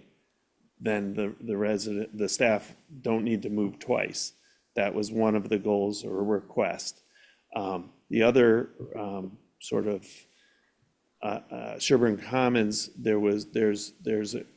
in their future plans, they're interested in the ability to potentially build additional cottages in the future.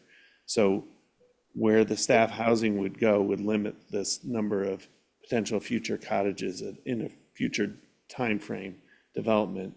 But the major requirement was the idea that building the new housing in there's two separate buildings. The way that they would like their housing in a newer option is one building, maybe smaller apartments than what is set up today.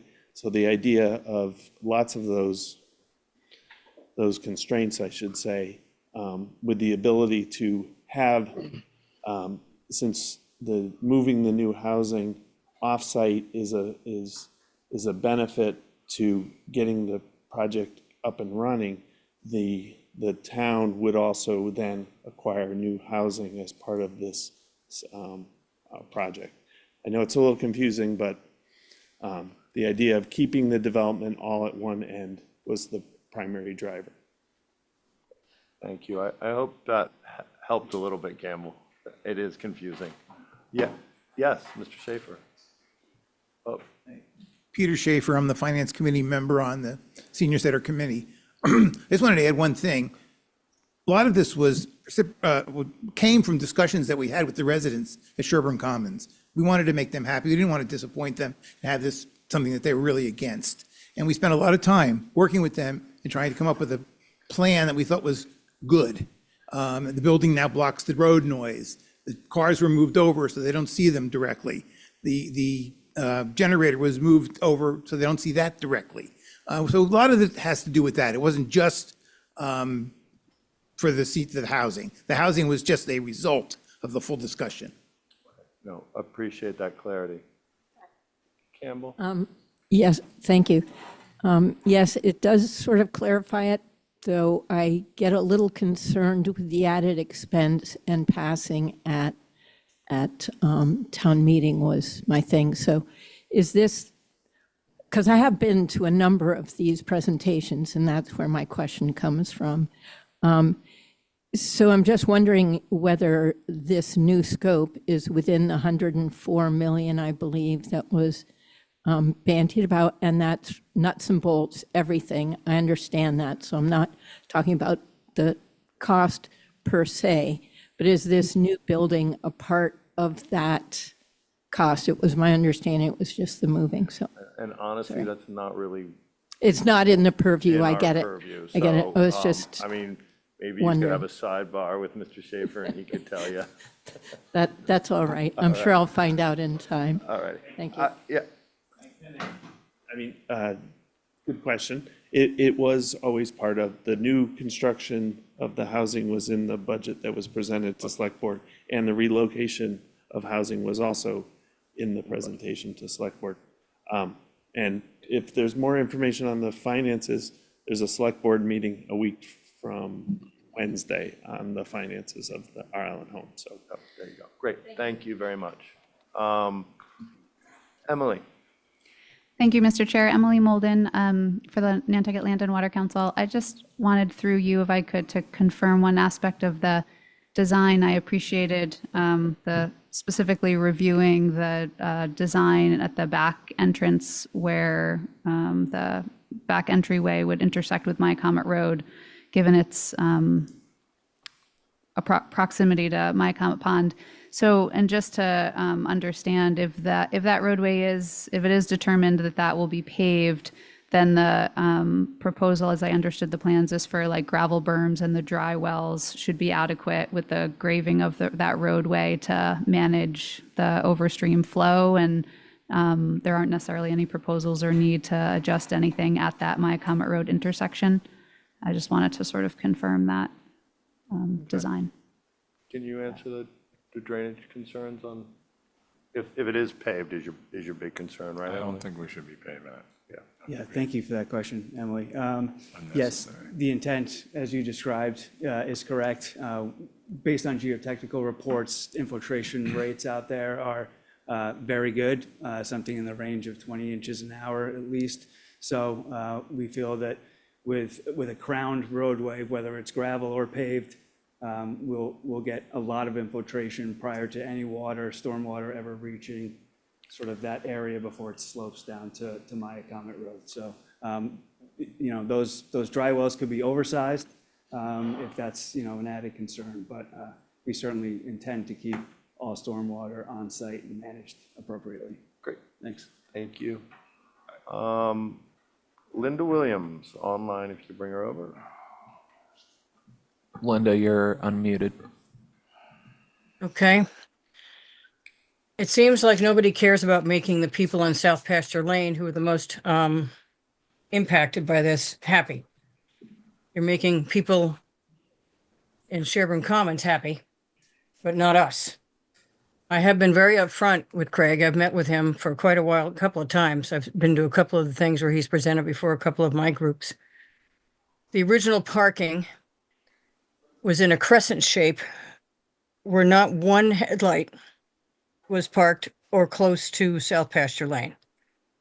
And because of this mess with the staff housing, the parking has changed and it's been shoved all the way over to us, with cars actually pointed right at least two of the residences up at the other end from me, towards closer towards South Pasture Lane. So that's not very happy. We've got issues with light scatter that I want you to consider before you even approve this thing. When we had the construction of Sherburne Commons, they were allowed to construct after midnight, and they had stadium lighting over there. You want to talk about disruption for months? So when you do this, I'd like you to deal with the light scatter, the hours of construction, what kinds of lights they're going to be using. Thank goodness this is only one story. That other one was 2 stories because I had a lot to do with the design of the original building. And the buffer zones. We fought, and my name is on that plaque in that front hall of Sherburne Commons. And I am all in favor of having this level of care out at Sherburne Commons.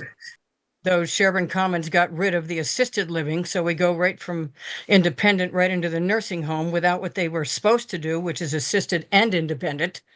So that one faction is gone, and that's a real problem for Nantucket. But the issue is the disturbance and any intrusion into that buffer zone on our side in particular, but also it's still a rural area, guys. It's 1 and 2 acre zoning back there. It's still considered pretty rural, and it is the largest year-round population on Nantucket of that large a zone serviced by one road. So we know how impactful this is going to be. But one of the things that's making it not impactful as much is that sacrosanct buffer zone on our side and the buffer zone on the South Shore Road side. So it doesn't look like an industrial area. The reason why those dwellings at the moment, and not everybody in those dwellings, by the way, were employees of Sherburne Commons, if you want they want the truth. But those dwellings were put there so it looked a little bit more rural in character, like everything else out here, aside from the pre-existing use across this, Aki Ramos's thing. But we don't want any intrusion, particularly on the South Shore Road side, of any cutting. And when you look at the construction plan, they're taking down half our screening to get that building in there. That is not going to be able to be reproduced. The light coming from the building, coming from those cars, and a berm is not going to Linda, do it by wrap it up, itself. please. Yep, I am. Is going to be a problem. But you guys don't seem to be taking anything into account for the rural guys sitting on South Pasture Lane who are the ones most affected by this whole thing. Though I personally am in absolute favor of putting the island home Can there. I ask you a question, Linda? Would Yeah. you prefer them to cut down more trees and put in a berm to protect you from the lights, or would you prefer the trees to stay? That's not an either or question, Dave. They don't have to touch it at the moment. But I fear that they're going to cut most of it down just under the construction plan, because I went over this with Craig last week. Just under the construction part of this thing, they're cutting all our screening down, and a berm is not going to do anything. So I Berm will stop don't the really have a headlight. cut and dry answer on that. I'd rather they not touch it at all for 50 feet and leave it alone. Okay. I don't know how to get around it. We've Fair talked about enough. it multiple times. Thank you. Do we have Kate Raphael on? Kate, you're Kate, unmuted. welcome. Hi, Kate Raphael. Hey, thank you guys for letting me speak. I'm in a butter, and as that wonderful man just said, none of the abutters were, as far as I know, none of the abutters received the notification of your last meeting until 2 weeks after the fact. So I'm just going to give you my list of objections, if you don't mind. The first part of it is the sheer size of this. And I know the architect just explained the size, but if you look at the size of this building compared to everything else on that property, it's terrifying to think that it dwarfs the Sherburne Commons main building to look like a size of a pea compared to this building, 47,000 square feet. And my concern is that it's too big for this 4-acre construction of it, because it's just wedged in there. So my other concern is the fact that it's so big, there's no second exit out of that parking area. So there's no second entrance or exit for fire department. I know they talked about putting that little wedge in there, but what if the fire's in the back? I feel like they need to take a couple of those bedrooms off to make a second driveway that will enter the parking area so that everything can be taken care of safely. That would be my, way of fixing it. It's just my opinion. So that's my first objection. The second one is that really keeps me up at night is that these beautiful folks are going from a sweeping vista view to these two little gardens surrounded by 4 walls. That's horrifying to me. I mean, I'm closer to getting in there probably than any of you. And I got to tell you, it terrifies me to think that that's their only outdoor living is this little tiny gardens surrounded by 4 walls. The third thing is, okay, I already talked about the exit from the parking lot. And so the next one is this emergency access. And I agree, I don't know how it's been allowed to go this long, looking in the condition it is. Because it's certainly nobody could access that by vehicle unless they were an all-terrain vehicle. So something needs to be done about that. But just looking at that makes it very clear about the drainage issue that comes down that hill into the pond. So if you were to pave that, the water would come down there right into the pond. I'm sorry, did I run out of time? Yeah, wrap it up. You don't have to stop right Okay, so that's my other objection is the runoff. And we also have to remember that My Comet Village, the historic village, is on the west side of that road. So digging anything in there for drainage is not a good idea. I'm going to just leave it at that, okay? Because I know I've run out of time, and I thank you so much for letting me speak.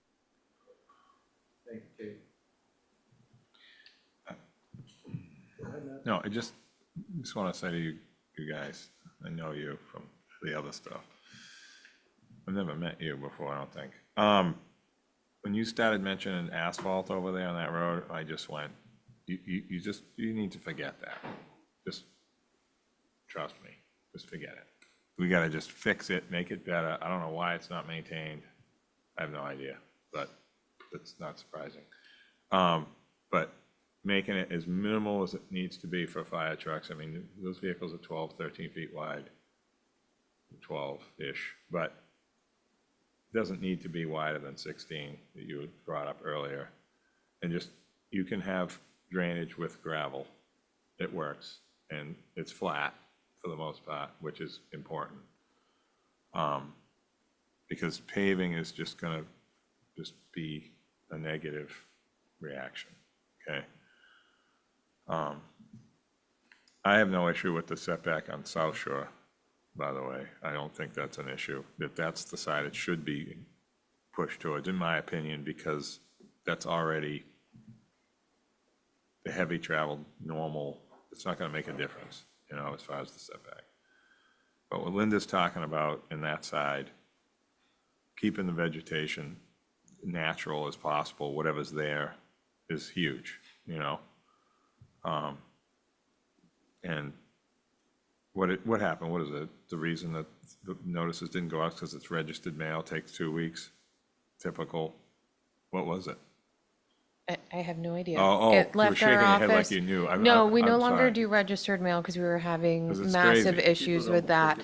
So. It doesn't work. So These days are over. it was postmarked in our office, say Yeah. October 20-something, brought to the post office, and then presumably sat at the post office for a month. I mean, I don't know what happens to it after it leaves our control, so. And I should clarify should be too, emails to just because we've had to clarify this for several members of the public. Mailing notices is a requirement regulated by the state. yeah. So that's the reason we advertise that way. It's not because we think it's the best or most productive way. It's because that's the method we have to advertise. So just for anyone wondering. Yeah. Not a conspiracy. No, it's just, I don't know. Other board members? Just to Linda's point, I wonder if there's just some low-level evergreen vegetation that could kind of take care of her concerns. I mean, I get what's there, but, Yeah. you know, I think there's gonna be just something, you know, grade to 6 foot or 8 foot, I think may help, and that's just gonna go to the landscape plan, Agreed. but. And not to not touch that buffer at all on the side. Right. As little as possible. Right. I think would be very helpful. And I don't know about, I mean, I would choose trees over a berm, but if there is some way to do both. address the concerns of the spotlights, because I know, the headlights, because I know it can be irritating sitting in your living room or your bedroom and seeing the lights go. So I don't know what the answer is there, but I think it would be helpful. Yeah, I mean, we can also look at fencing structure too, or a hedge Yeah. along there, along the parking side. The difficulty along the building edge is the ability to get around the building. Yeah. The sidewalk access is in the buffer. Yes. And we really, but we can, the parking section, we can minimize that. Okay. Have a no touch at all for as much as we can, other than if we have to add a fence then, or a berm. We can look at sliding the parking a little bit to the north, but then it gets close to other areas. The buffer's, I think, a bigger issue at the parking area than it is along the side of the building. And even with the sidewalk, we're still retaining how much of the buffer? Oh. So I was At about to least say about 35 which is feet. pretty substantial, and there's no parking there. I don't think that that's really gonna disturb people across the street. I think it's really more of that parking area that's problematic. Did you agree? Yeah, and when I went to go visit my mother-in-law, you know, before she passed, 92, she had that walking path around the facility, and it was just really nice to go up there and walk around. And just to get outside, walk around, knowing you're in a safe environment and a great surface, I think is really important to this. And this is where we got to give something to take something. And I think for the longevity and the health of the people living within there, soon to be you and I, Dave. Speak for yourself.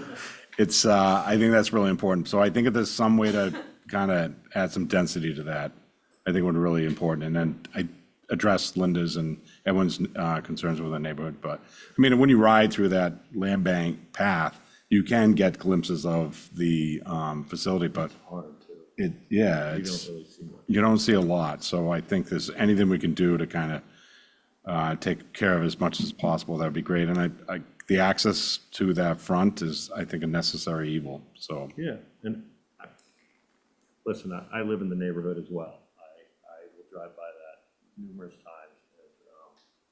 And, I rather look there than look what's on the other side of the street. So to say that it's disruptive to the neighborhood, I'm not feeling that way.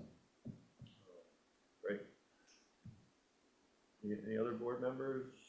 Anyone in the public, their hand back up? No, no more hands are This raised. is our last No, yes, bite at this. We will not see this again. we don't have. Unless there's significant changes from the Unless they need to come HDC, back. unless they have to Yeah, come back, okay. yeah. So we have an action deadline till February, so what are we looking to do here? Are we looking to close this now? I don't see why. No, I'm just asking. Yeah, I think the part of the conditions would be to, This is substantial change, you have to come back. yeah, and to address address the headlight issue, and maybe they can do that through staff at the parking lot. But other than that, I'm comfortable. It's not like they're asking a ton from us here. No, and going back to the previous application, maybe in, a year after, we can make sure everything's still good, the application is still open. Yeah. The neighborhood concerns have been all addressed, and I think then, that's a good idea, but that's a year after CO, so that could be. well, We may not be sitting here, my friend. We might be sitting in the facility. they'll hear Linda. They'll know.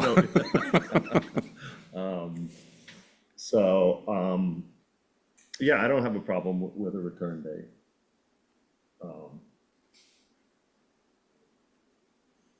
Barry, John, we good? Good to go. What about Good to go. Our stuff? How do we want to handle that? Well, I think I mean, I know we can't. There's a bylaw on construction. I know. That's, The lighting at night stuff though is new, like that never existed here until recently, and it's happening at private homes. I see it. If you're out at night, you can see what they're doing. I think that needs to be well thought out. I'm not telling you exactly how, what kind of lights to get and all that stuff, but to be sensitive to the something butters. with, with the abutters and directional, that kind of thing, aiming it away from there towards the project and all that kind of stuff, just so that people are sensitive to that, And Mr. Chairman, I'll just point out, this is a town-sponsored project. It's having oversight by the town Right. and their team. It's gonna be- So there will be a lot of sensitivity, I would hope, that doesn't require as much oversight from the planning board as with a private project. That would be. All right, great. No one else online? Dawn, Dawn Hill has her Oh, okay, great. hand up. Dawn, you're unmuted. Hi, Don, welcome. I just wanted to say, if there are any concerns that come up from neighbors, if I'm still involved, the town will absolutely address them. And this project's really, really important to have settled as soon as possible to be able to make it to town meeting in the spring. Yeah. Thank you, Don. And that's important, and that's something, that's what Leslie was basically saying, I mean, and that's true, and everybody needs to know that, this is not just, somebody doing this, So there's gonna be a lot of voice and a lot of people involved that understand the same things we do. And a lot of concerns. She certainly does, I think is important. Okay. Just add one thing, with this project, even though it's a public bid, we do have our contractor on board, the construction manager process. And part of their outreach would be the neighborhood expectations and all of that, pre-construction, during construction. And they've already explained they have a process to go through with the neighborhood. Great, yeah, I mean, as I'm sure you guys are well aware, there's a lot going on in that neighborhood. And so, there's gonna be some upset people, through the process, unfortunately. We'll deal with it, but, it's good to hear from Dawn that the town will be very attentive. Yeah. Okay, great. If there's no one else with their hands up, I'd take a motion to close the public hearing. So moved. There is one more hand up online. Okay. What? Who do we Kate have? Raphael has her Okay. hand back up. Yep. And Kate, you're unmuted. Welcome back, Kate. Thank you for letting me speak again, Mr. Chairman.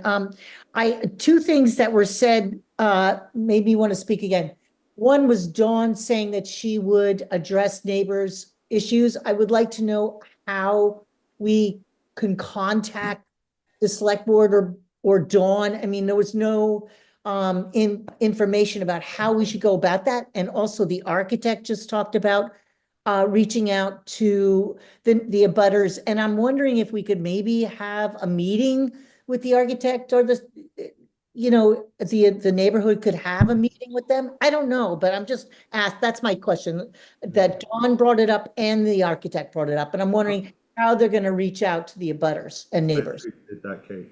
Yeah, Kate, there is a letter that Libby distributed with a QR code for, if anyone wants to find out more about the project, it's either on the website or we can, it's in my presentation, there's the letter, it has a QR code. If there's any questions, we will meet with anyone on the project before town meeting for sure. Is that the same QR code in your packet? Yes. Yeah. So it's right in the packet, Kate, if you know how to get hold of that. And is that on the town website too? Yeah. It's also on the town website, Kate. So Okay, so the packet's in the website. packet is on the planning board portion in our agenda. You can Okay. find it there, or there is also an our Island home on the town website that will have that information on it as well. Okay, fabulous. Thank you very much. Great, Kate. Have a great night. You too.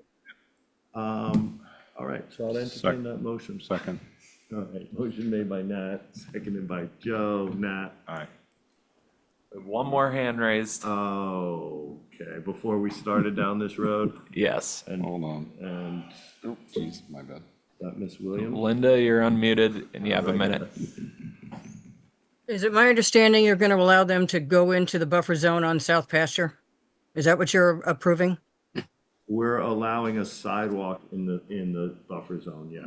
The building will not be in the buffer zone. Correct? This may be more trouble than it's worth for these guys then. All right. Is that it, Linda? That's it for now. Okay, thank you. All right, so. Joe seconded, Joe. I was about to say Nat the made word it, aye. Joe seconded it. Nat. Aye. Joe. Aye. John. Aye. Barry. Aye. And I'm an aye as well. As for the merits, gentlemen.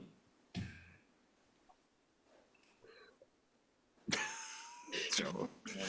Ma'am? I don't know if I want to roll or I've heard you not. sigh once tonight. I'm keeping it all in tonight.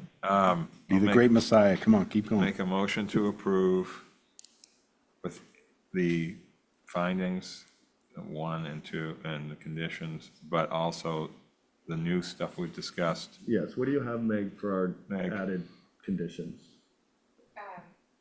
So I have just to work with staff on addressing the added vegetation and blocking the headlights, and then improvements to the emergency access. Improvements meaning, be careful on the improvements. Yeah. Yeah. You know, improve Fixing the minimally. road, Well, like with Yeah. gravel, making- cut back the Yeah. brush, that Yeah. sort of thing. And the swales and, yeah, perfect, okay. Okay, that's my motion. Yeah. Second. Mr. Chairman, Yes, sir, Barry. Was that also to include, I thought I heard Mr. Toppin say he was A gonna, he revisit. wanted to do a revisit after a year's worth of time too, which I think would be prudent. I just want to make sure that wasn't missed as well. I'm sorry, to revisit this in a year, correct? Oh, That's correct. Yes. Can we add that, I mean- please, Meg? Okay. And you agreed to that. Perfect, perfect. That's, you're seconded? Second. Thank you. Nat, aye. Joe, Aye. Barry, Aye. and John. Aye. And I'm an aye as well. Unanimous. Thank you, gentlemen. Yep. Okay. Let the fun begin now, All guys. right, gentlemen, you're gonna get mad at me. I have to leave this Or Marble Way? And my way's not gonna be approved tonight, so I don't see that. It's not. Well, I'm just saying, they're not gonna be No, tonight. you gotta do what you gotta do, bud. I've got to be able to leave. Okay. What, you, right now? Yeah, Okay. I really See do. ya. Like, okay, We'll make, and it's we'll not, miss you and now. I love Marble Way. I love the old conversations too. So, but we're not gonna be approving that tonight, so.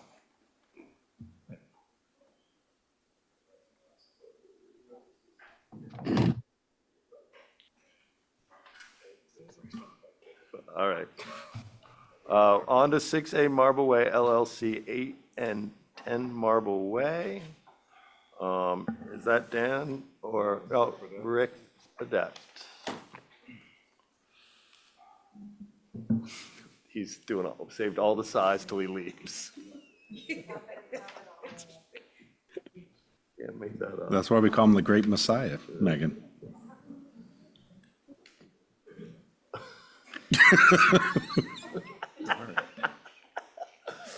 What are you doing now?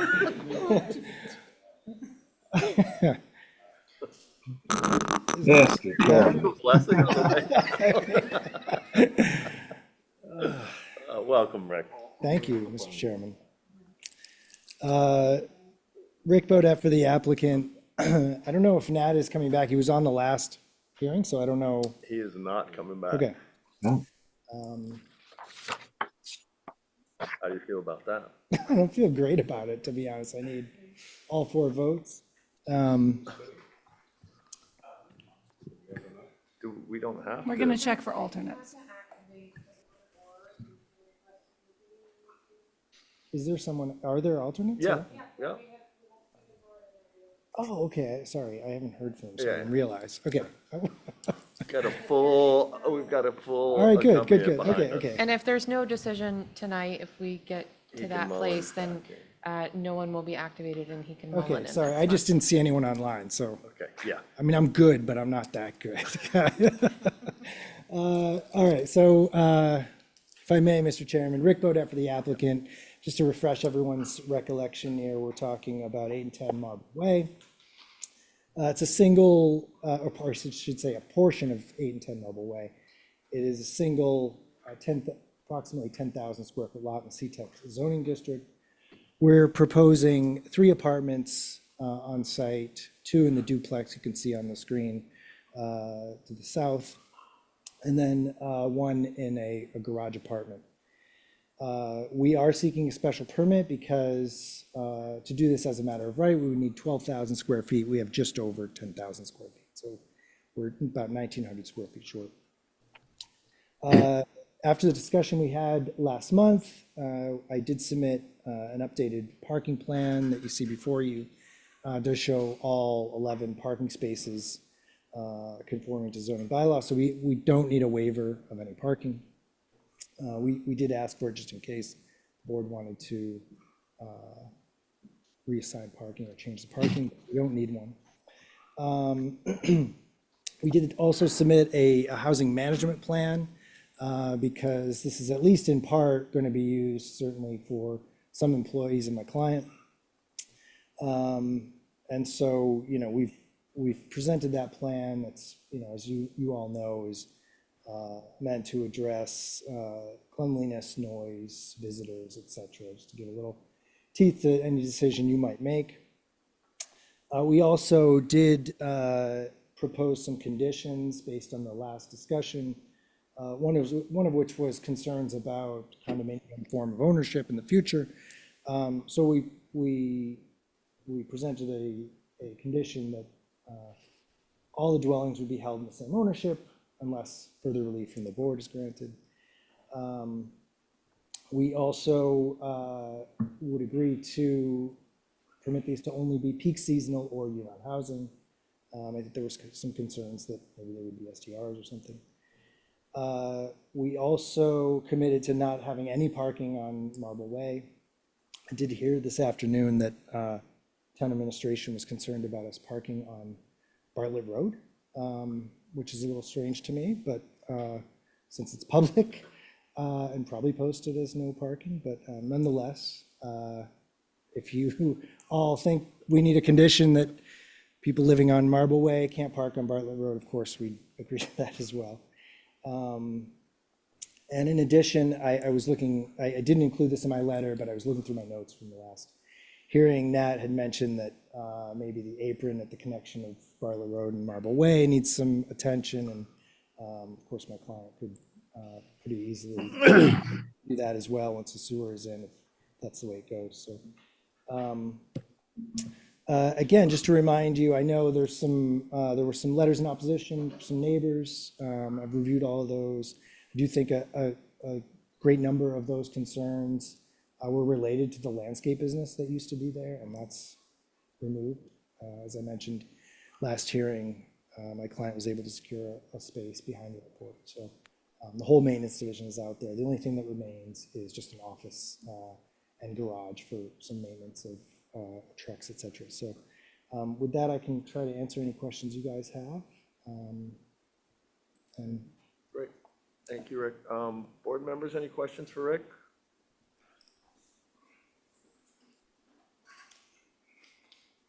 No, you got any questions? Yeah. Yeah, I don't have questions, Rick, to be honest with you. I just have great concern about the density of development that's being proposed here. And especially, and I think Steve mentioned this at our last meeting, without having any concept of what the plans are for the new surrounding lots that have been created.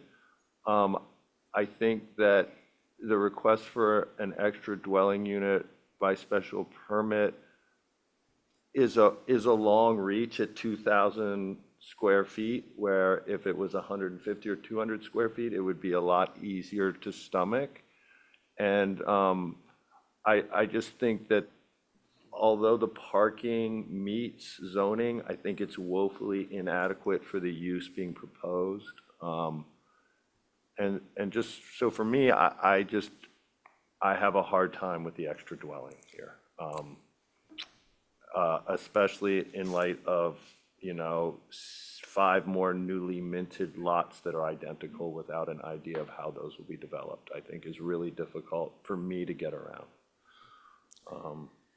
So that's my feelings. Anyone else got anything before I go to the public, or do you want to respond to that? Or yeah, I guess I would just respond that it's in flux. All I can tell you is what I know right now. Yeah, no, right. no. And I think I'm nearly certain we won't be coming back to the planning board again for any other special permits. In other words, what I know right now, okay, is that another duplex is proposed on the first lot, 6, where the office is. And that's as firm as I can be right now. And the only reason I know that is because it's HGC approved, right? There are different ideas of what's kicking around. I know that there's a chance 2 lots might be sold.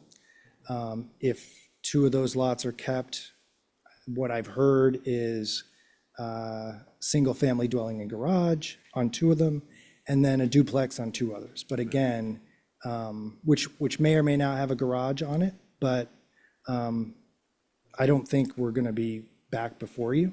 I think this is the only, I think this is the only relief we'll need. So in other words, I guess what I'm saying is everything else can be as a matter of right, Dave? Yeah, yeah, no, um, and I get that, but there's no guarantee to that. Who knows, right? Yeah, Who sure. knows what's gonna happen? So I just think that, the ask is big for a small lot in this area, in my opinion. So, and that's all. So if if no board members have any comments, I'm gonna go to the public. Stephen? Stephen? Mr. Chair, Yes. thank you.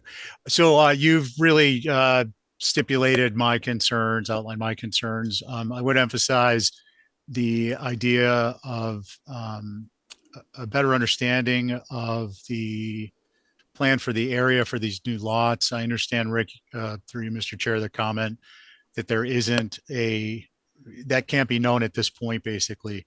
However, I just say I think the history of issues is too long and for this particular lot, this particular area, to be considering a level of density as has been proposed. I realize there are some by right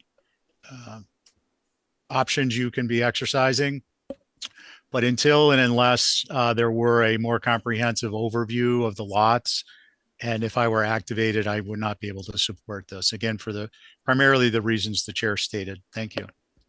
Thank you, Stephen.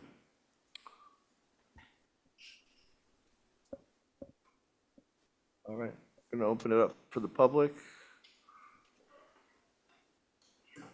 Welcome, Leah. Hi, everyone. Leah Hill. I live at 7 Marble Way, directly across from the applicant. So I appreciate you all for continuing this public hearing from November, because none of us got any notification, still haven't gotten anything. So appreciate that we'll be able to voice our concerns tonight.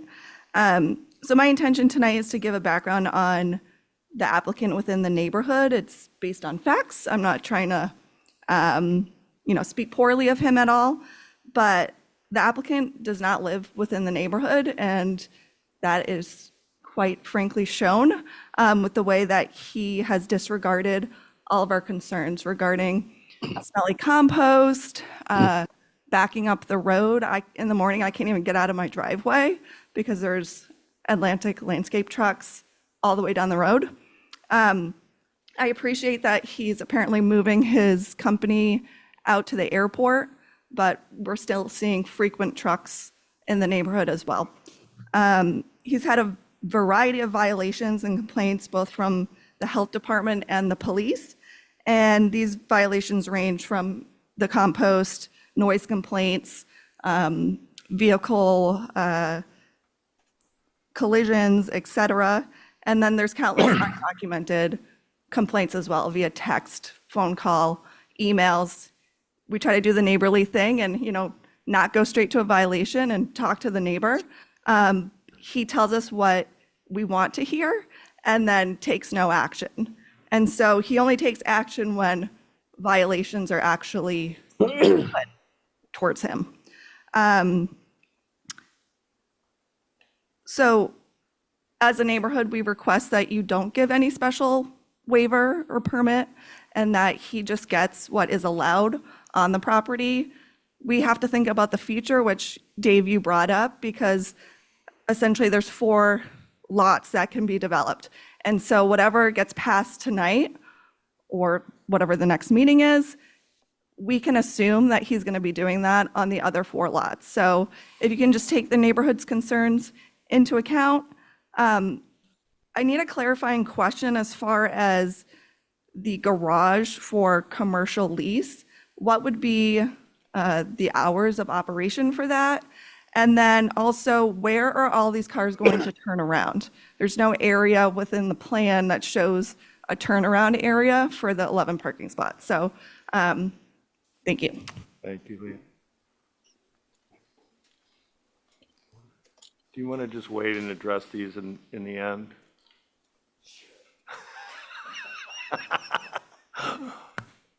Ready? Welcome. Good evening, Victoria Ewing, speaking to you as a public resident. I live at 5 Marble Way. For the last 20 years, Marble Way and Somerset, Sleepy Hollow area has been very much a family neighborhood with about one family per home per lot. As mentioned by others earlier, I'm interested in stressing to you the importance of retaining the health and well-being of all of the surrounding individuals and families. I'm a more recent addition to the neighborhood, having just moved in a few years ago, but am familiar with the history of my fellow neighbors' experiences thus far with this particular commercial entity. My current driveway sits directly across the street next door to Leah from the subject property located at 66A, and my experience thus far has been one that clearly shows the lack of clear communication from the applicant to his fellow employees, managers, and so on. It's important to note that the applicant is not an on-site individual on a regular basis, if at all. Unlike every other commercial business on the road who are residents and partaking in the well-being of the neighborhood. The employees, while I want to believe are well-intentioned, are oblivious as to how disturbing their lack of regard for the neighborhood is when it comes to traffic, trash, noise, awareness, and safety for the children on bikes, walking, playing, and so on. The lack of concern is increasingly elevated, and most importantly, there seems to be zero accountability on behalf of the applicant to explain and ensure sufficient communication in properly translated languages to help monitor and manage consistent issues. While the move from less commercial activity to a more residential aspect should be a welcome change to the use and occupancy of the subject lots, any overdevelopment in any way or waivers requested should be denied. The proposed development of this one lot will follow with the additional lots, recently approved in an A&R plan. If the employees cannot manage the well-being of the neighborhood now, what is to say that they will as residents? As you may have noted, and as was mentioned earlier, in November, we as neighbors have still to this day not received any abutter notification as to the prior public hearing. Clearly a disadvantage. I have exhausted my research with the Planning Board Administration, Plus Department, Post Office, and assessors to no avail for answers, unfortunately. Just something to make note of, as in my experience working in the regulatory industry for the last 20 years, 38 plus abutters notifications missing is highly unlikely and concerning when discussing development of this magnitude. In closing, I'd like to again reiterate that during your review of the applicant's plans for all of number 6, number 8, and number 10 Marble Way future development, I encourage you to deny any requests for parking waivers or additional development beyond what is allowed by right, and to carefully consider any improvements to the neighborhood that would mitigate all concerns raised. Thank you, Victoria.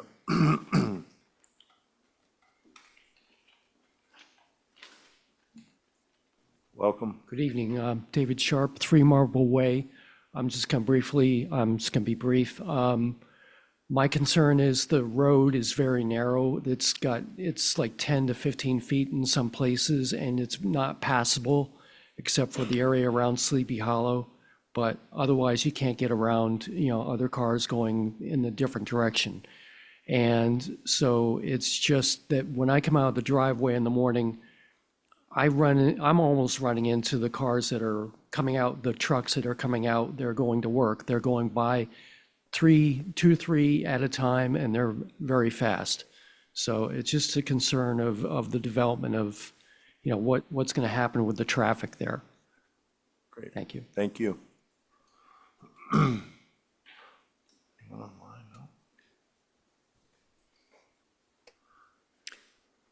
It's too short. What do you know? Is that a shot Anyway, at Rick? I know. I'm like, wow, what happened there?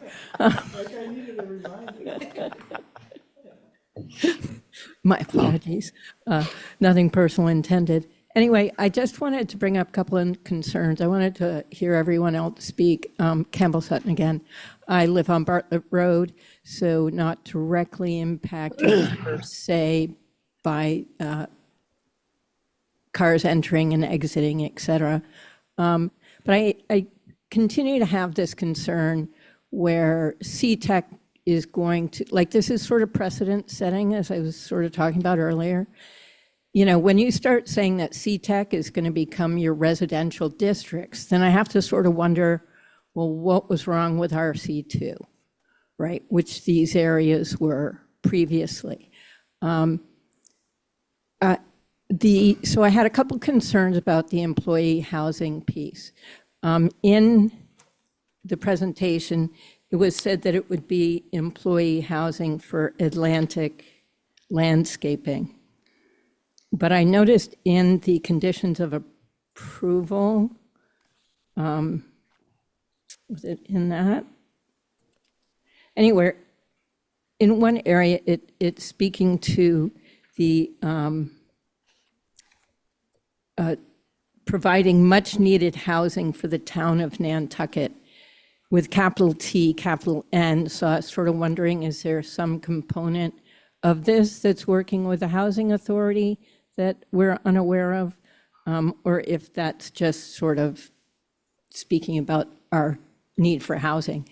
Also, I was wondering in terms of the, where we spoke of employee housing, and as soon as you start putting bunk beds in bedrooms, you're talking about dormitories essentially, which we know aren't allowed, but nonetheless seems to be overlooked at the time.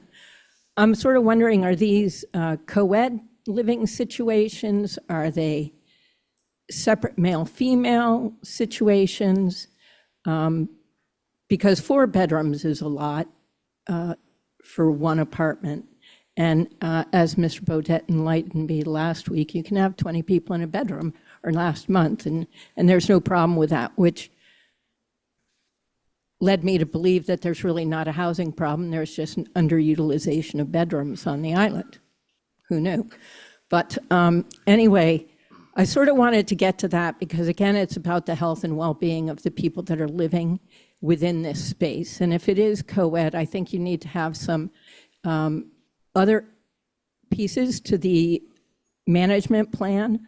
I also would think that if you were going to go so far as to allow the waiver for the 3 apartments, that I would, and we don't know the development of the abutting but co-owned properties, whether the garage apartment shouldn't be a manager's position where you have someone actually living on site to manage the living conditions and the complaints. And let me see. The alarm is not working, but Oh, I know, but I've 30 seconds past time. Okay. I know I have a moment to Wrap think, it so up, I know please. I've overstepped. But those are just a few of my concerns. The CTEC piece, I'm a little concerned because we have opened up a lot of CTEC, so I'm a little concerned that it all goes to overdevelopment for employee housing. And when you're doing employee housing, I think it's important to address, who's going to be living there and, what overlying protections there may be for the people there. Thank you. All right, thank you. A couple things. So we're permitting apartments. We're not getting into this talk about dormitories. These are apartments. It's the health department's purview as to how many people are living in there and whether it's safe and healthy. For us, we're permitting apartments. So I think it's hard for us to get as detailed as you would like. As far as the RC2 reference, RC2 is 5,000 square feet, smaller setbacks, more ground cover, so it's not really comparative, thankfully. But I do hear what you're saying, Campbell. Do we have anyone else in the public? Yeah, we have Erin Myers with her hand raised. Okay. And Erin, you are unmuted. Welcome, Erin.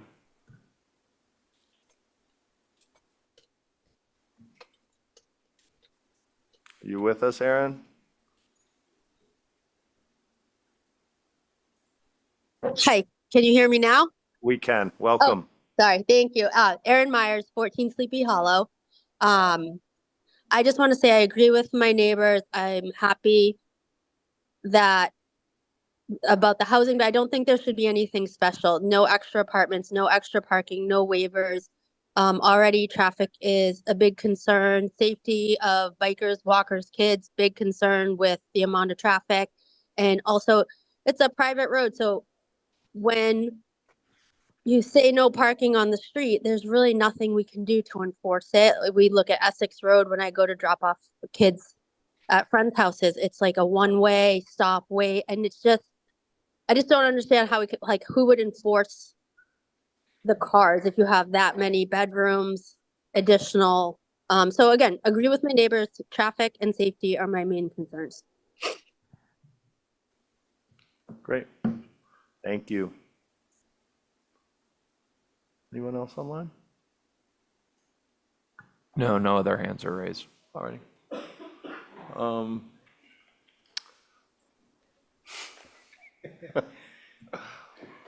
You just move this down for myself a little bit, Cameron. Rick is taking it hard today. I know, I'm taking a beating all over. So, I mean, I won't waste much of your time. I know we're not going to get to a decision tonight, but I do want to address a couple of these concerns because I've heard some of them before, just in these applications and others. Just to start with some of Cameron's comments. I mean, I often misspeak, but I am positive I never said we should put 20 people in a bedroom. I think what I mentioned last time is that by right, we can have as big of a duplex as we want in this zoning district, meaning we could have 20 bedrooms. And the bylaw only requires 4 parking spaces for that. So, and in terms of Aaron's comments about, having a duplex and who will enforce the parking, the answer to that is you guys. Okay, remember, we came in for an MCD in 2020. We were all online and COVID, right?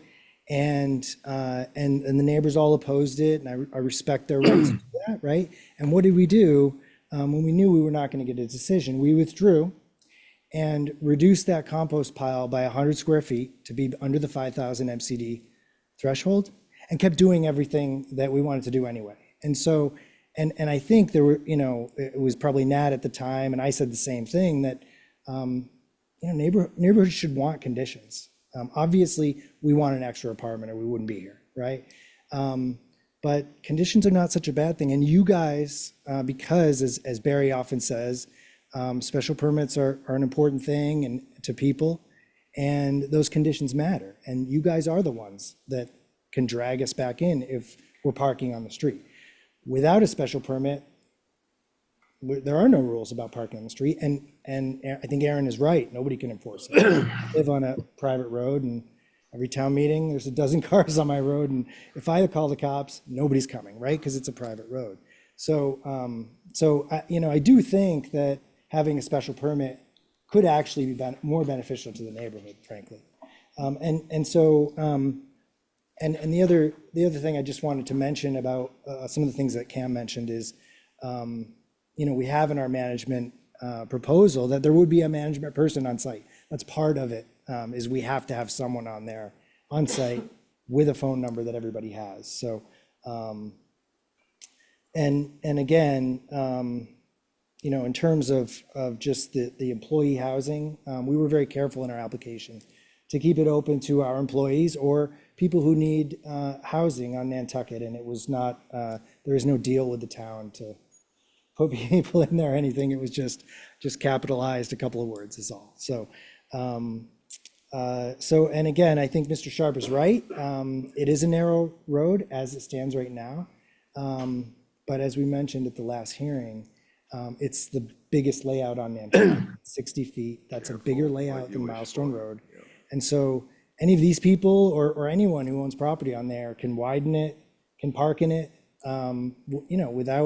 without really, with impunity. So, that road is like that because I think the neighborhood wants it that way, but it can change at any time. So, anyway, I know we're not going to get to a decision today. I'm happy to answer any other questions, but certainly I'll talk to my client, and if we can make some changes, we will. Okay, great, thank you. Board members?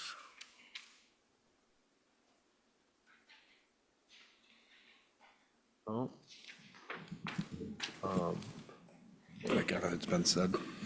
Yeah, I think it's all been said. I think Rick wants us to continue for another meeting, so, Motion to continue.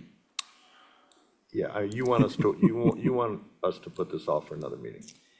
Yeah, I mean, I think, I'll talk to my client. We'll either come up with some changes or we'll withdraw it. I mean, Yeah, I think that it's gonna be a tough haul for you to get the special permit, and I totally understand, you saying, hey, you want a special permit, because there's a lot of truth to that, but I think along with that special permit comes an added density that I think the neighbors are having a hard time with, and at least I am on the board, and I don't know who else, so, I think that some strong consideration should be taken, but I'm happy to continue it to next month. yeah, that'd be great. Yeah. Any board member want to make any comments before we continue this? Barry, John? Nope. You guys good? Good for the moment. All right, okay, so, Motion continue. all right. Second. There's a motion continue. I need a second. Second. Motion made by Joe, seconded by Barry, I think that was. Yeah, give it to John. What the hell? I can barely hear you, Barry. Yeah, Barry. Sorry, you can let John take it. Go ahead. Okay, so a motion made by Joe, seconded by John. Joe. Aye. John. Aye. Barry. Aye. And I'm an aye as well. We'll see you next month, sir. Will you raise that microphone up before you leave? Thank you, everybody. Oh, jeez. All right. Huh?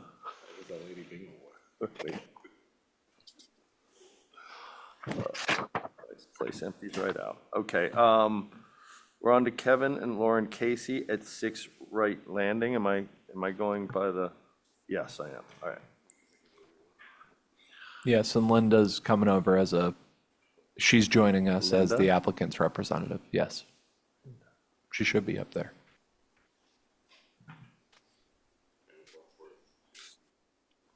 Can you hear me now? Welcome back, Linda. Do you want to bring Steve Thoreau over also, Billy? Yes, Steve's coming over shortly. all right, great. He's on his way. He's on his way. It's kind of weird because sometimes it takes you out of the Zoom and then brings you back in. It's a very strange kind of thing sometimes when you're brought over.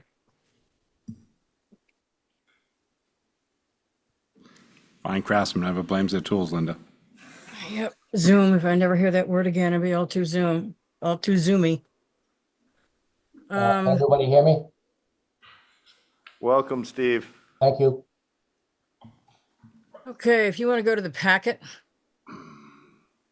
This is a request for a pool, a reduction in the side and rear yard setbacks. You've already done this for every pool in the subdivision. In this particular case, the septic is not in the front, it's in the dead center of the backyard, and you're supposed to be 20 feet away from a septic system with a pool. So we have a very limited place to put it, and when you go to the aerials, I only see a corner of a page. Are you guys seeing the whole packet? I'm not.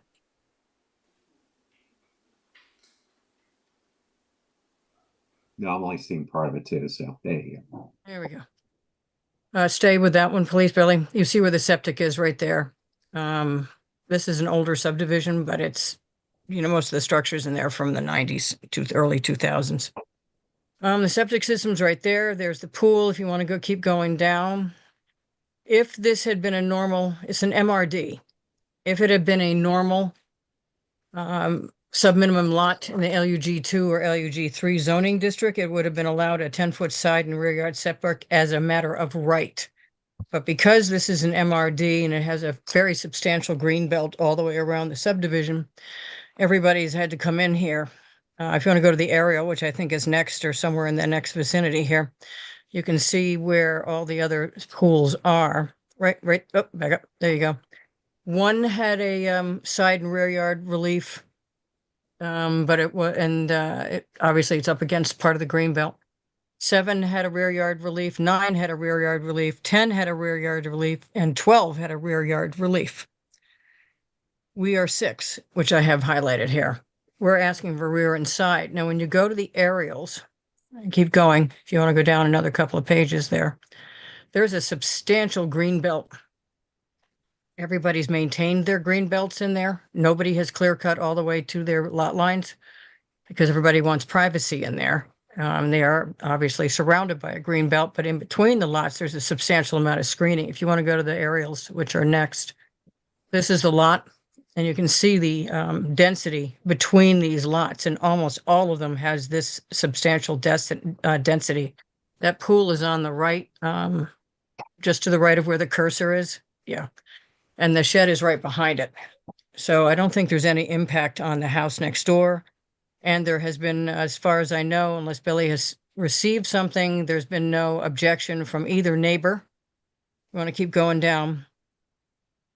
You can see all the foliage there. Everybody's been pretty diligent about maintaining their foliage, and it's not low because the subdivision's fairly old. Keep going. There we go. Keep going. Here we go. And that's looking from the porch, looking at the backyard where that pool is going to be located. Keep going. And this is the spot where the pool's going, right behind that little tree up there. Keep going. This is the one at Wright's Landing. That's theirs. And I believe this is 7. That's their pool. That's 10's pool, which is on the side of the house because their septic was over on the other side. That's their pool on the side. And here are all the decisions from 1, 7, 9, 10, and 12 for your perusal. Now, Billy and I did talk about the fact that 7 had a subsequent denial, but they wanted to put a substantial walk down on the side of their house and wanted to take it down, I think, to even closer, down to 6 or something, and that was denied, rightfully so.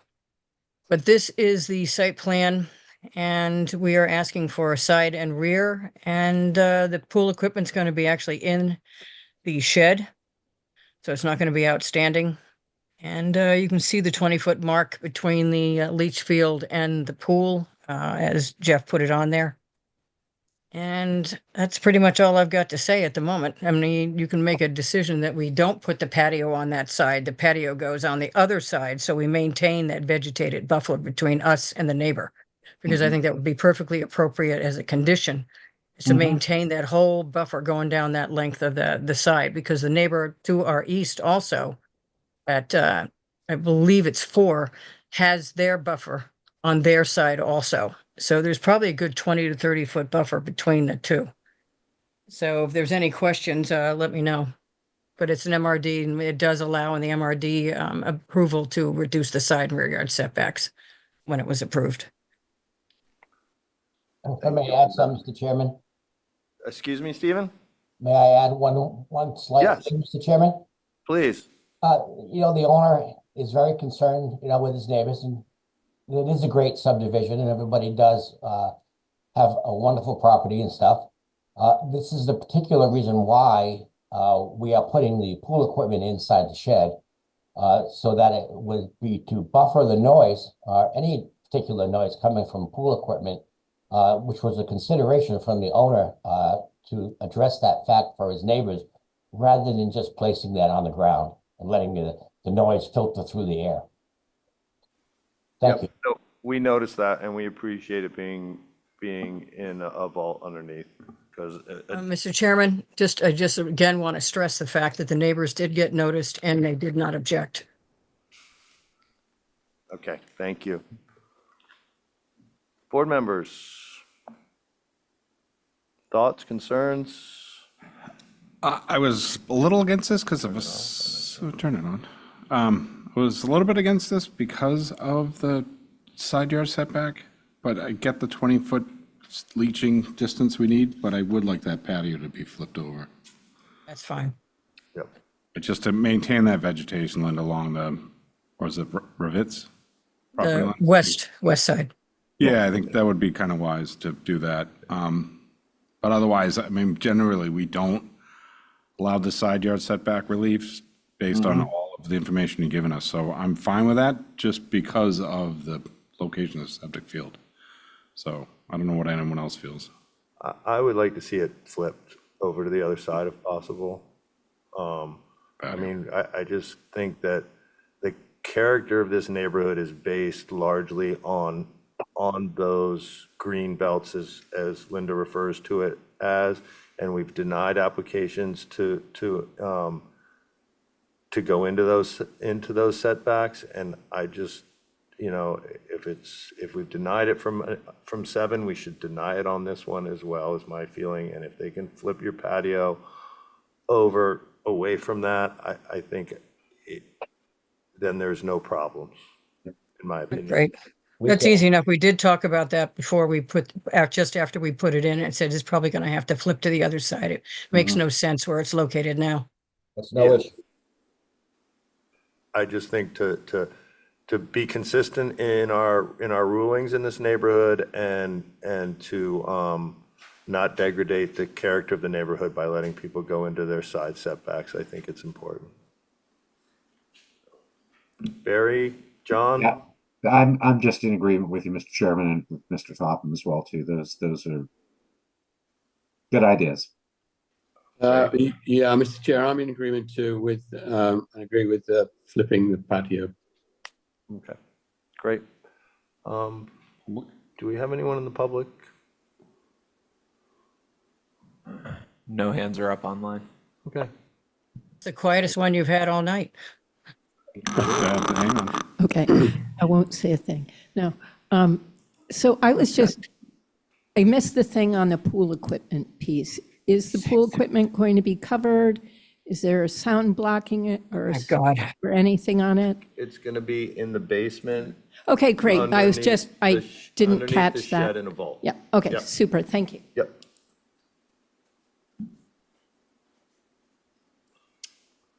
I would, Close the public comment? yeah, I'd entertain a motion. Good. Okay, motion made by Joe, seconded by John. Joe? Aye. John? Aye. Barry? Aye. And I'm an aye as well. Thank you all. Not done yet. Well, no, you got to vote on it. Oh, I'm sorry. Steve, come back, Steve, come back. Guys. I will entertain a motion. I'd make a motion, Mr. Chair, to approve the applicant's request with the recommendations and findings of our staff, plus the new condition about flipping the patio this evening to the other side. Perfect. I will second that, and Oh, the, wait, hold on, time out. Just for clarification, is there any language to not touch the buffer or just flip the patio? Just or flip the both? patio and not touch the buffer. Okay. Maintain the buffer. Maintain the buffer zone. If you could please submit a revised site plan so that we can attach that as to an exhibit prior to the filing. Absolutely. Thank you. Great, You'll have it this week. perfect. All right, so motions on the floor. second, John made the motion. I'll second. John, Joe seconded. John, Aye. Joe, Aye. Barry, Aye. and I'm an aye as well. Thank you very much. Thank you, Ms. Williams. Pleasure doing business. Merry with you. Christmas and all that stuff. All righty. We are on to Richmond Meadows 2 AC LLC. Andrew Burke, I think I saw online, correct? That's correct. And just so you know, this is a subdivision amendment and a special permit request all in one. So because of the subdivision portion, you won't be activating an alternate because they cannot Okay. vote on the subdivision part. And since it's wrapped up with the special Yeah, and permit, one we is need to leave dependent one on out. another. Okay, so it's just the 4 of us, correct? Just the 4 of us, Meg? Yes, yep. Perfect, thank you. And I did move over one Andrew Burek. There's a second Andrew Burek in the He's here. audience I see still. him. Will the real Andrew He's Burek on. please stand up? Welcome, Andrew. Or we can't hear him. You're muted. Hi, are you folks able to hear me? Yes, we can hear you now. Thank you. I'm going to shut off my alter ego here.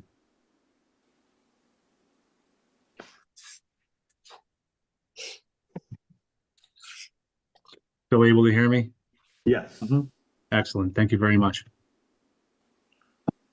So good evening, members of the board and staff. My name is Andrew Burek, for the record, representing Richmond Meadows 2, P3, P4, the applicant for modification to a previously granted special permit. Previously granted definitive subdivision for the creation of lots for workforce housing as underneath the workforce rental community bylaw, and for an approval not required subdivision division of land plan. What you have, the materials you have in your packet represent a roughly 2-acre lot, improved with 3 existing multi-tenanted apartment or multifamily apartment buildings, total of 32 units. The subdivided lot, I think, is a approximately 13 or 14,000 square foot lot, which is compliant for the CN zone district. Excuse me, I misspoke. It's 12,000 square feet. It has frontage on both Harvey Road Extension and Beachgrass Road.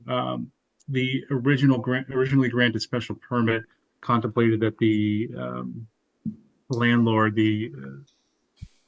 of the 225 unit apartment complex, the Meadows 2, as we call it, would improve a portion of a lot in phase 1 with a office building, which would, deal with tenant related matters and storage of equipment, plowing, et cetera, trucks.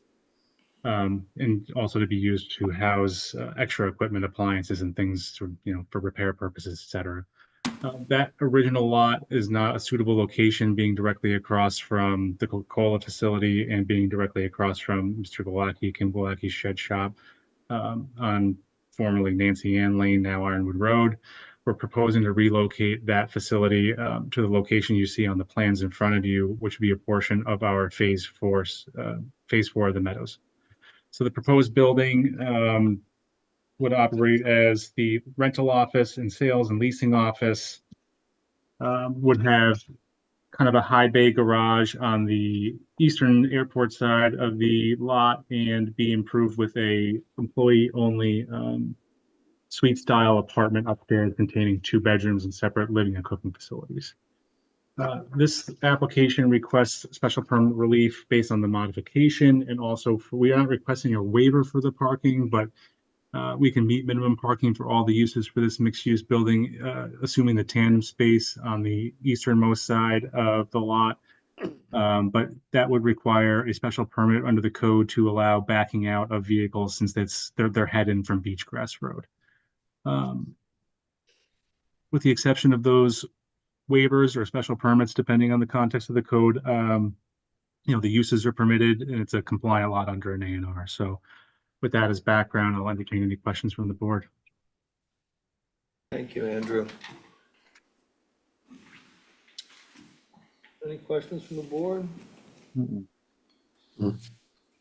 No. Oh.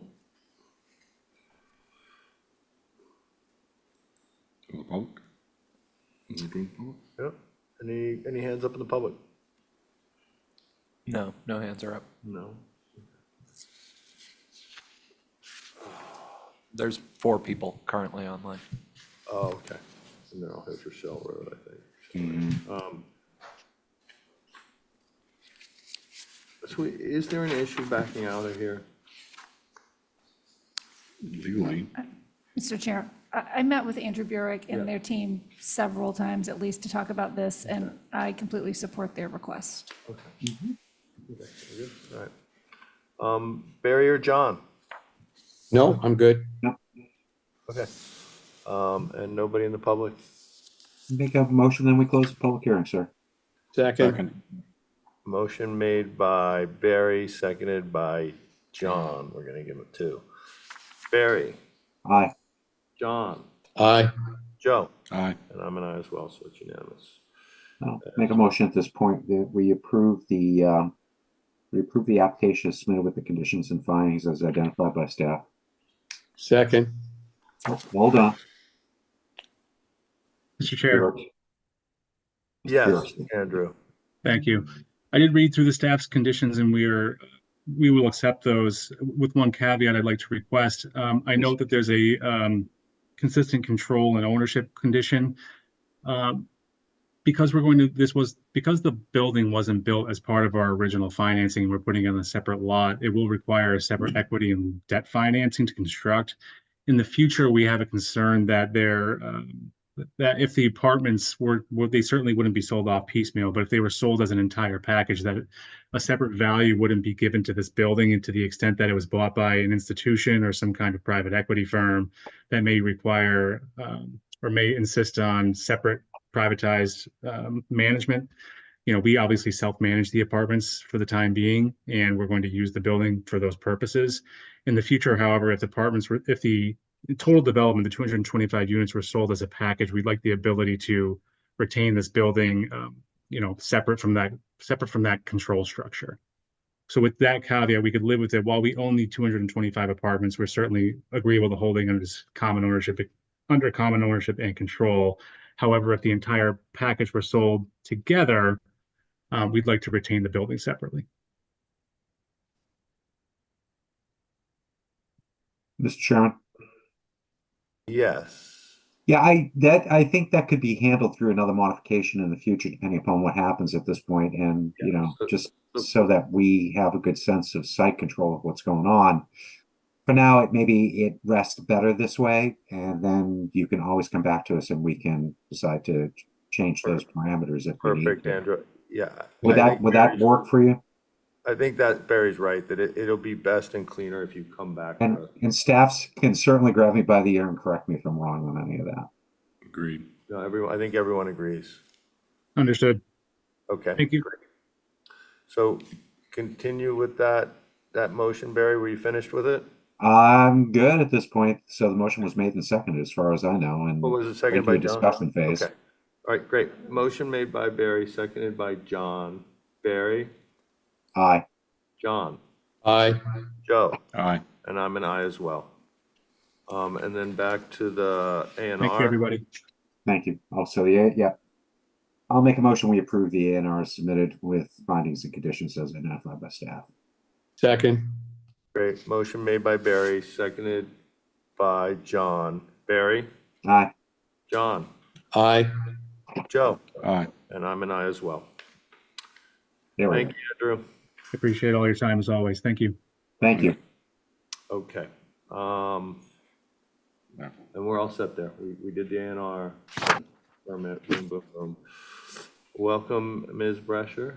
Thank you. We have Rendell Trust, 20 Shell Street. Did you raise that or lower? I don't really, I think it just moved it around. I don't think it went up or down. She left and went put on some high heels and came back. I am She was wearing- afraid of attorneys. Not even here to defend himself. So Jesse Brescher for the applicant. There are two lots. There were 4181L lots. They originally had frontage on Cottage Court, and then they did the 4181L. So the back lot, which is actually 18 Shell Street, its access is to Cottage Court via an easement over 20. It's grass and gravel. Everyone, the family has owned both 18 and 20 for 50 some odd years, and they've used it as, everyone thinks it's a driveway. I don't think anyone actually knew that it was a way, but it is a legal private road, Cottage Court. And so it's a possibility now that we're going to be not in the family anymore. We're going to be selling the front lot separately. And wanting to make sure that if the owner of the back lot needs to get in, that they have a curb cut to do so, and that the owner of the front lot has a place to park. So the access, again, continues off of Shell onto Cottage, and then the proposal is that there's a curb cut on Cottage to pull into a parking spot in the front, and it's shown, I think, on Exhibit C of the, there's a plan that shows the sketch. Is it that one? There's a. It's really. Is it really hard? Maybe It's hard to really see. light, but you Yes. can see the 9x20 and Thank it's you. I a was gonna- dotted outline around Thank you. I'm that. having a hard time seeing it from here, so. And then, again, the access for the rear lot, again, because the rear lot doesn't touch Cottage Court except for this easement access. The curb cut for 18 is technically also on 20. So that's why. At the moment, cars park in Cottage Court, which they're not supposed to do, and they stack them. And then if the guy in back needs to leave, he knocks on the person's in the front door and they shift their cars around. And it's been fine because it's been family, but it's not always going to be that way. And so we're trying to set it up going forward so that everyone has access and a parking space to get in and out. Great. Thank you. Yeah. Yeah, I mean, it's tight. Is there a way, is there enough room in that space to create the ability for a turnaround? At the rear? No, at this front parking space, because that I fear, and I'm sure we're gonna hear it when we open up the public, is that space is really tight and that building is right there. And On the front? to back out of there, I think is gonna be concerning because it's so tight. Is that, you guys understand what I'm saying? And on the front? Joe, do you understand what I'm saying? I forwarded by email the application to the attorney for the owners of the building that's directly across Cottage Court. Yeah. So they're aware of it for sure. Oh, yeah. I mean, if we need to pull I'm not sure if making the spot bigger isn't gonna help much, but You could put there's, a you can, hammer and a hammerhead in there, some way to pull in and then turn your car around and pull instead of backing out. I don't even know if you're gonna get the space to do that. yeah, I mean, No, I love what you're trying to do, I figured that it would Dave, be but- easier to sort of pull in and then pull back out until you can come out onto Shell Street going forward. That was sort of the intent, is that it would be pulling in to face, coming in on Shell to Cottage Court and then pull in Into his, yeah. into that one and then be able to have enough room to be able to back out and do a turn so that you're facing out onto Shell when you come back out Yeah, it onto just Shell seems- Street. I understand, I know their concern is that it's tight and their building's gonna get hit. The only thing I could think you could do is just make it slightly wider so there's more room So to there's more rotate room to swing in, on the- yeah. It's fine with me. You can make it swing out as big as you want. Yeah, because I think, it's the problem with 4181Ls, right? Everything gets Yeah, exactly. I mean, it's compressed. sort of the buildings are where they are and they've been there Yeah, for, a long and time. I think that, the rear guy with the easement, he has a turnaround. Yes. But it's this one that if you can widen maybe widen the curb cut there to give them more ability to sneak in and out, I think would probably be helpful. And probably would be helpful, as we'll hear from the neighbors when we get there. So, Okay. so, well, let's see what the neighbors have to say and we'll go from there. Okay. Anyone on the board have a comment before we go to the public?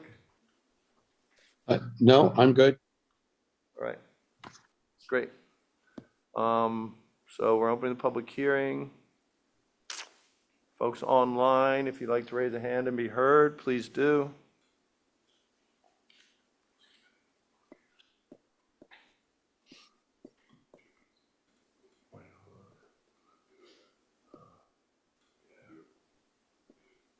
Okay, great. I mean, We have Nan Gustafson with her hand raised. and- Great. Hi, Nan, welcome. Give me 1 second. Yep. All right, Nan, you're unmuted. Sorry, my name is Dalton Gustafson. I am Okay, welcome, Dalton. with Nan, sitting here.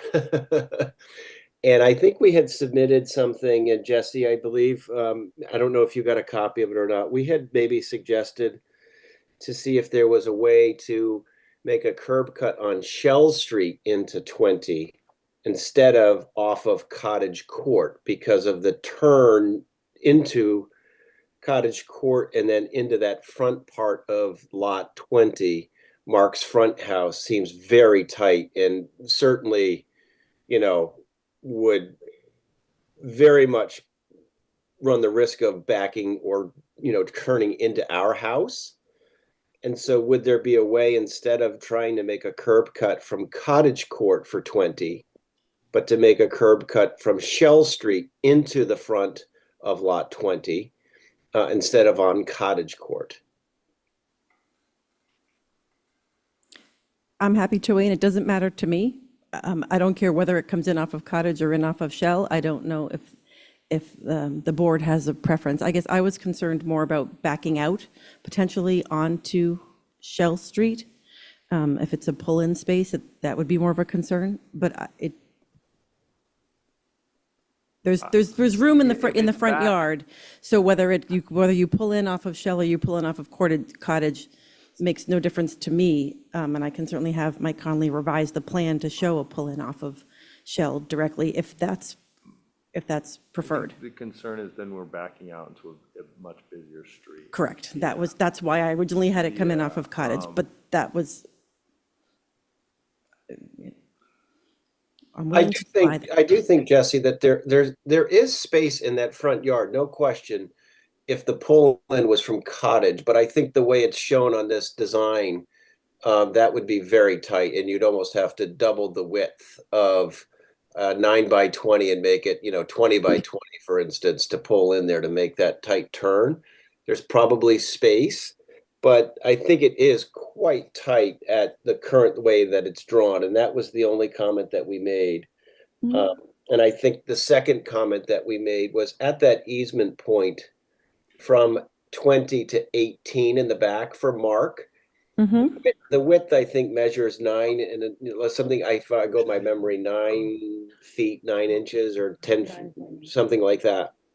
And the question is just to ensure that that is the actual width in drawing and not, because it comes to the corner of the house there. And so, again, we're not there to survey this or not, but the question that we would have is just to make sure that from the corner of the house to the existing dwelling is that distance, because I don't think you could actually try to, well, you couldn't make it any bigger on our end, but on the other end, maybe on the existing dwelling, you could make it wider. That's all of that we were wondering as well. I mean, it was surveyed recently by Mike Conley, so that's what the plan shows. I haven't been out there with a tape measure, but. Meg or Leslie, would a bump out be an issue here? Yeah, it would be. I wonder if Mike could look at it and play with options as far as creating a way to turn around, maybe see if it works in that area, because I just think that both of these are problematic. I think that backing out onto Shell Street is problematic. I think that the cottage court isn't a safety issue, but it's a concern about the building right there, and backing in and out next to someone's house that close is tough. So I don't know if Mike could look at it and see if dimensionally there's a way to create a turnaround or something. He should be able to run a turning, like, That's what I was just radius about to say. Why not analysis. just So, show the turning? if he has to make it 10 feet deep instead of 9 feet deep, or 12 feet wide Yeah, he can do a instead turning of. radius analysis. I think we and went show like it. 12 feet wide, then Yeah, that 12 gives feet the- wide and that- 10 feet deeper. the person can rotate more on the property. Yeah. Okay. That was what I was trying to get Because to. I think backing out on Shell Street's a non-starter. Yes. And so I think that cottage court is what we have to work with, and I think that if he played with that, maybe he could show us some setups that work best. Okay, that's easy. That So do you want to continue, or is there something gets done through staff? I would like to continue, just That's so that fine. we can see. Just want to make sure I know what I'm doing. Yeah. If you were all alone, yes, but no. You've got a lovely bunch of neighbors here. Yeah. And I mean that respectfully. Yeah. So it looks like we're gonna continue this. This is for the neighbors, for them to kind of work out dimensionally what, these surveyors have a way of showing the turn radiuses when you pull in and out of things. And I think that them showing that on a plan will be helpful for everyone involved. So we're gonna continue this to next month. Okay, All right, thank you, Jesse. sure. Motion continue? Does anyone else have their hand up? Second. Like Nope, microphone. okay. No more Yeah, hands is on. raised. Okay. Is that a motion? Do I have a second? Second. Is that John or Barry? That was Barry. Okay, so, motion made by Joe, seconded by Barry. Joe? Aye. Barry? Aye. John? Aye. And I'm an aye as well. Thank you, Jesse. Thank you, Jesse. We'll see You're you welcome. next month. I'll be, for the next one too. You're not rid of me so quickly. And then you And got then John. That so wasn't it's the unintentional. Brescher show. You got To double miss, Tuesday. is he asleep somewhere back there? Okay, A Safe Place, 19 Amelia Drive, Jesse Brescher. Yes. So Jesse Brush for the applicant. A Safe Place recently closed on the purchase, so we are now the owners of the building at 19 Amelia. There are currently, or the prior use was two-bedroom apartments upstairs, a one-bedroom studio in the basement or the garden level, as we're calling it. And then there was physical therapy sort of rooms and office space. A Safe Place is converting some of the, basically the basement space. The first floor is essentially just staying all office use. The basement space, we are eliminating the one-bedroom studio, and that's becoming sort of a flex utility apart. It's not an apartment because there's no kitchen, but there are bedrooms. It's really in case it's an emergency shelter in case there's someone who's in danger and needs an immediate place to stay. And in the past, thankfully, that a space like that hasn't been needed many days during the year. So it's anticipated. We didn't want to tie it up as a full-time residence, but we didn't want to lose the ability, should we need to house someone in an emergency situation, to be able to do that. So there's a microwave and an under cabinet refrigerator, and then a bedroom in that space. And then the rest of the space in the basement is additional offices and some storage. So in sort of redoing the parking calculations, there are 18 spaces on the property as shown on the plan from the prior special permit. Something that I realized in looking through the plan is it says it had 19, but there were only actually 18 on the plan. And the front space, if you sort of scroll to the right, it's highlighted there in yellow. That additional 18th space is not actually constructed currently. We plan to construct it. Some of the programming that A Safe Place provides requires that there be a separate parking space and separate entrances so that people can enter and exit the building completely independently and not run into each other in the parking lot. So having that parking space up front is incredibly important to our programming. So will absolutely actually install that 18th parking space.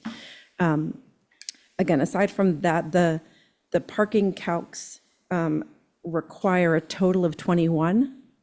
And again, the space as modified will provide 18. So we need a waiver of 3 parking spaces. But everything else, the uses is allowed. There's no other significant changes. It's just the sort of blessing that the change of use from a physical therapy office to a traditional more office space, and then the parking waiver.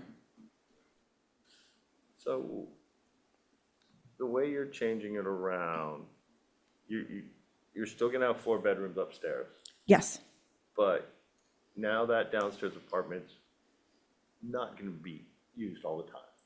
correct. It's going to be empty most of the time. Yeah, and so and some portion of that, what was a studio is now going to be an office. So I did the updated calculations in a letter that I sent on December 5th, which I think is in the packet. And it comes out to the same, that we need 21. We needed 21 under the original, we need 21 under the revised calcs. So in either situation, we're asking for a waiver of 3. Board members?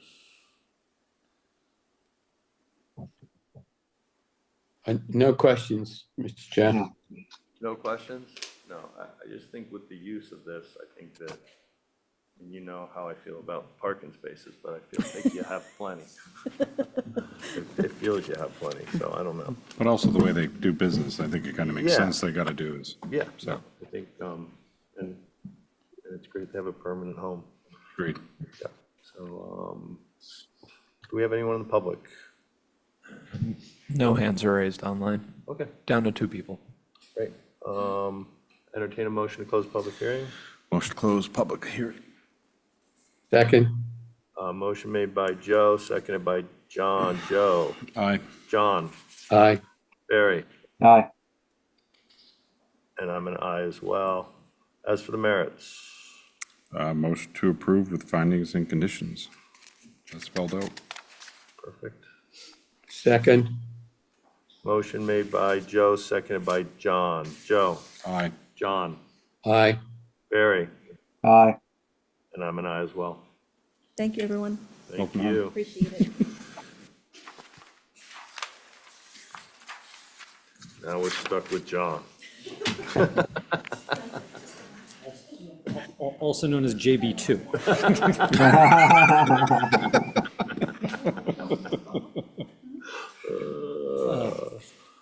Welcome, my friend. Good evening. How are you? Good. For the applicant, attorney John Brescher, representing Nantucket Safe Harbor for Animals, Inc., for a portion of 1 Evergreen Way.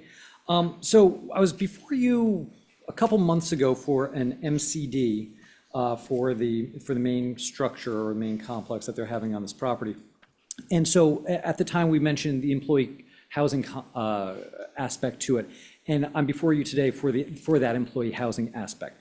So even though the property has since been subdivided through the land court, and however, because they are adjoining lots in common ownership, we decided this is probably best as a modification to the MCD rather than a standalone special permit.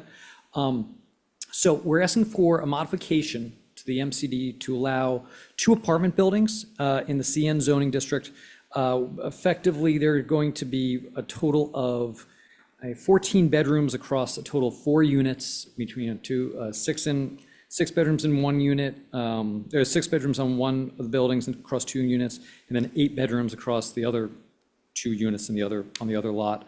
And it is going to be designed for employee housing. It is for employee housing. There is a request for a parking waiver in as much as there will be 12 spots and 14 are required.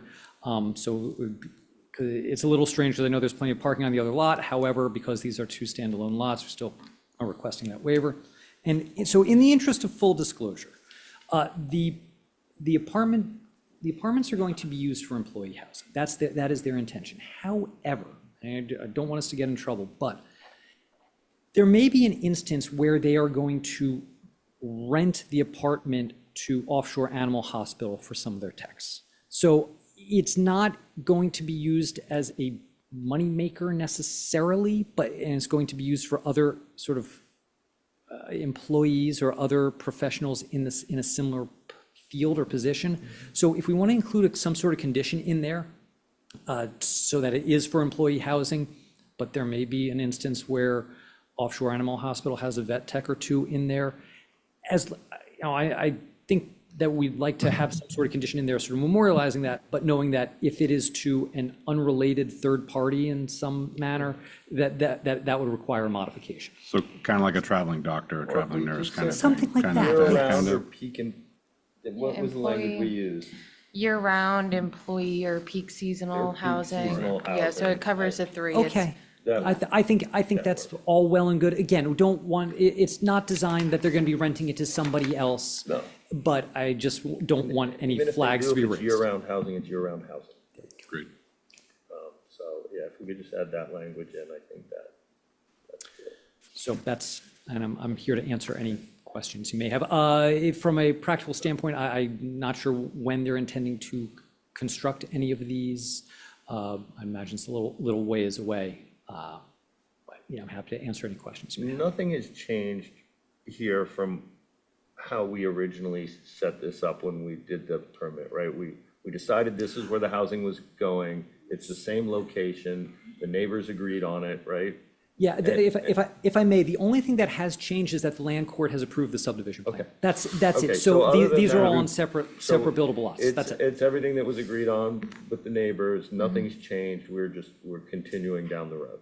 Yes, and if I may, the residential access was always intended to be on Evergreen Way, and that was a part of the restrictions that the property owner Nisha agreed to, just in negotiations with the neighbors. So the commercial access will be maintained on Airport Road, and the residential access will stay from Evergreen Way.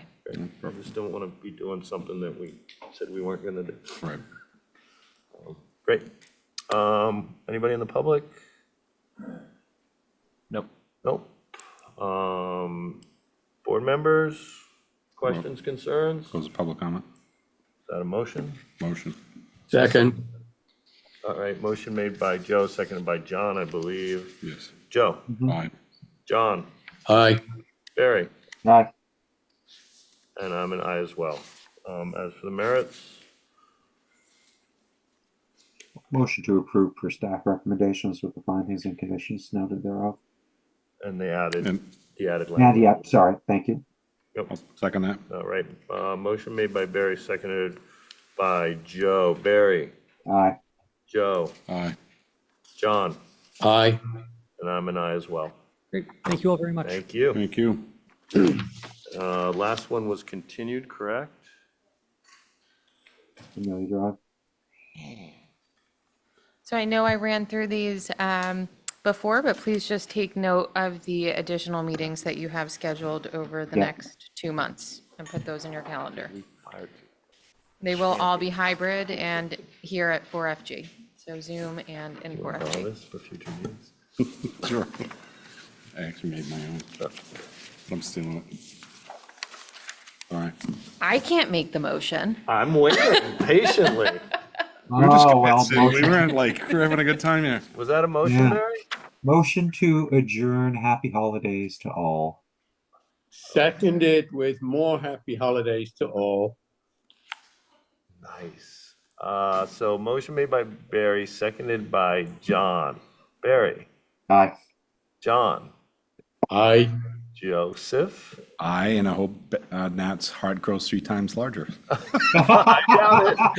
And I'm an aye too. Wait till he hears that. That's what he Love you, Nat. You know Miss ya. what? This is my last meeting I'm chairing for a long time. All right. Thanks,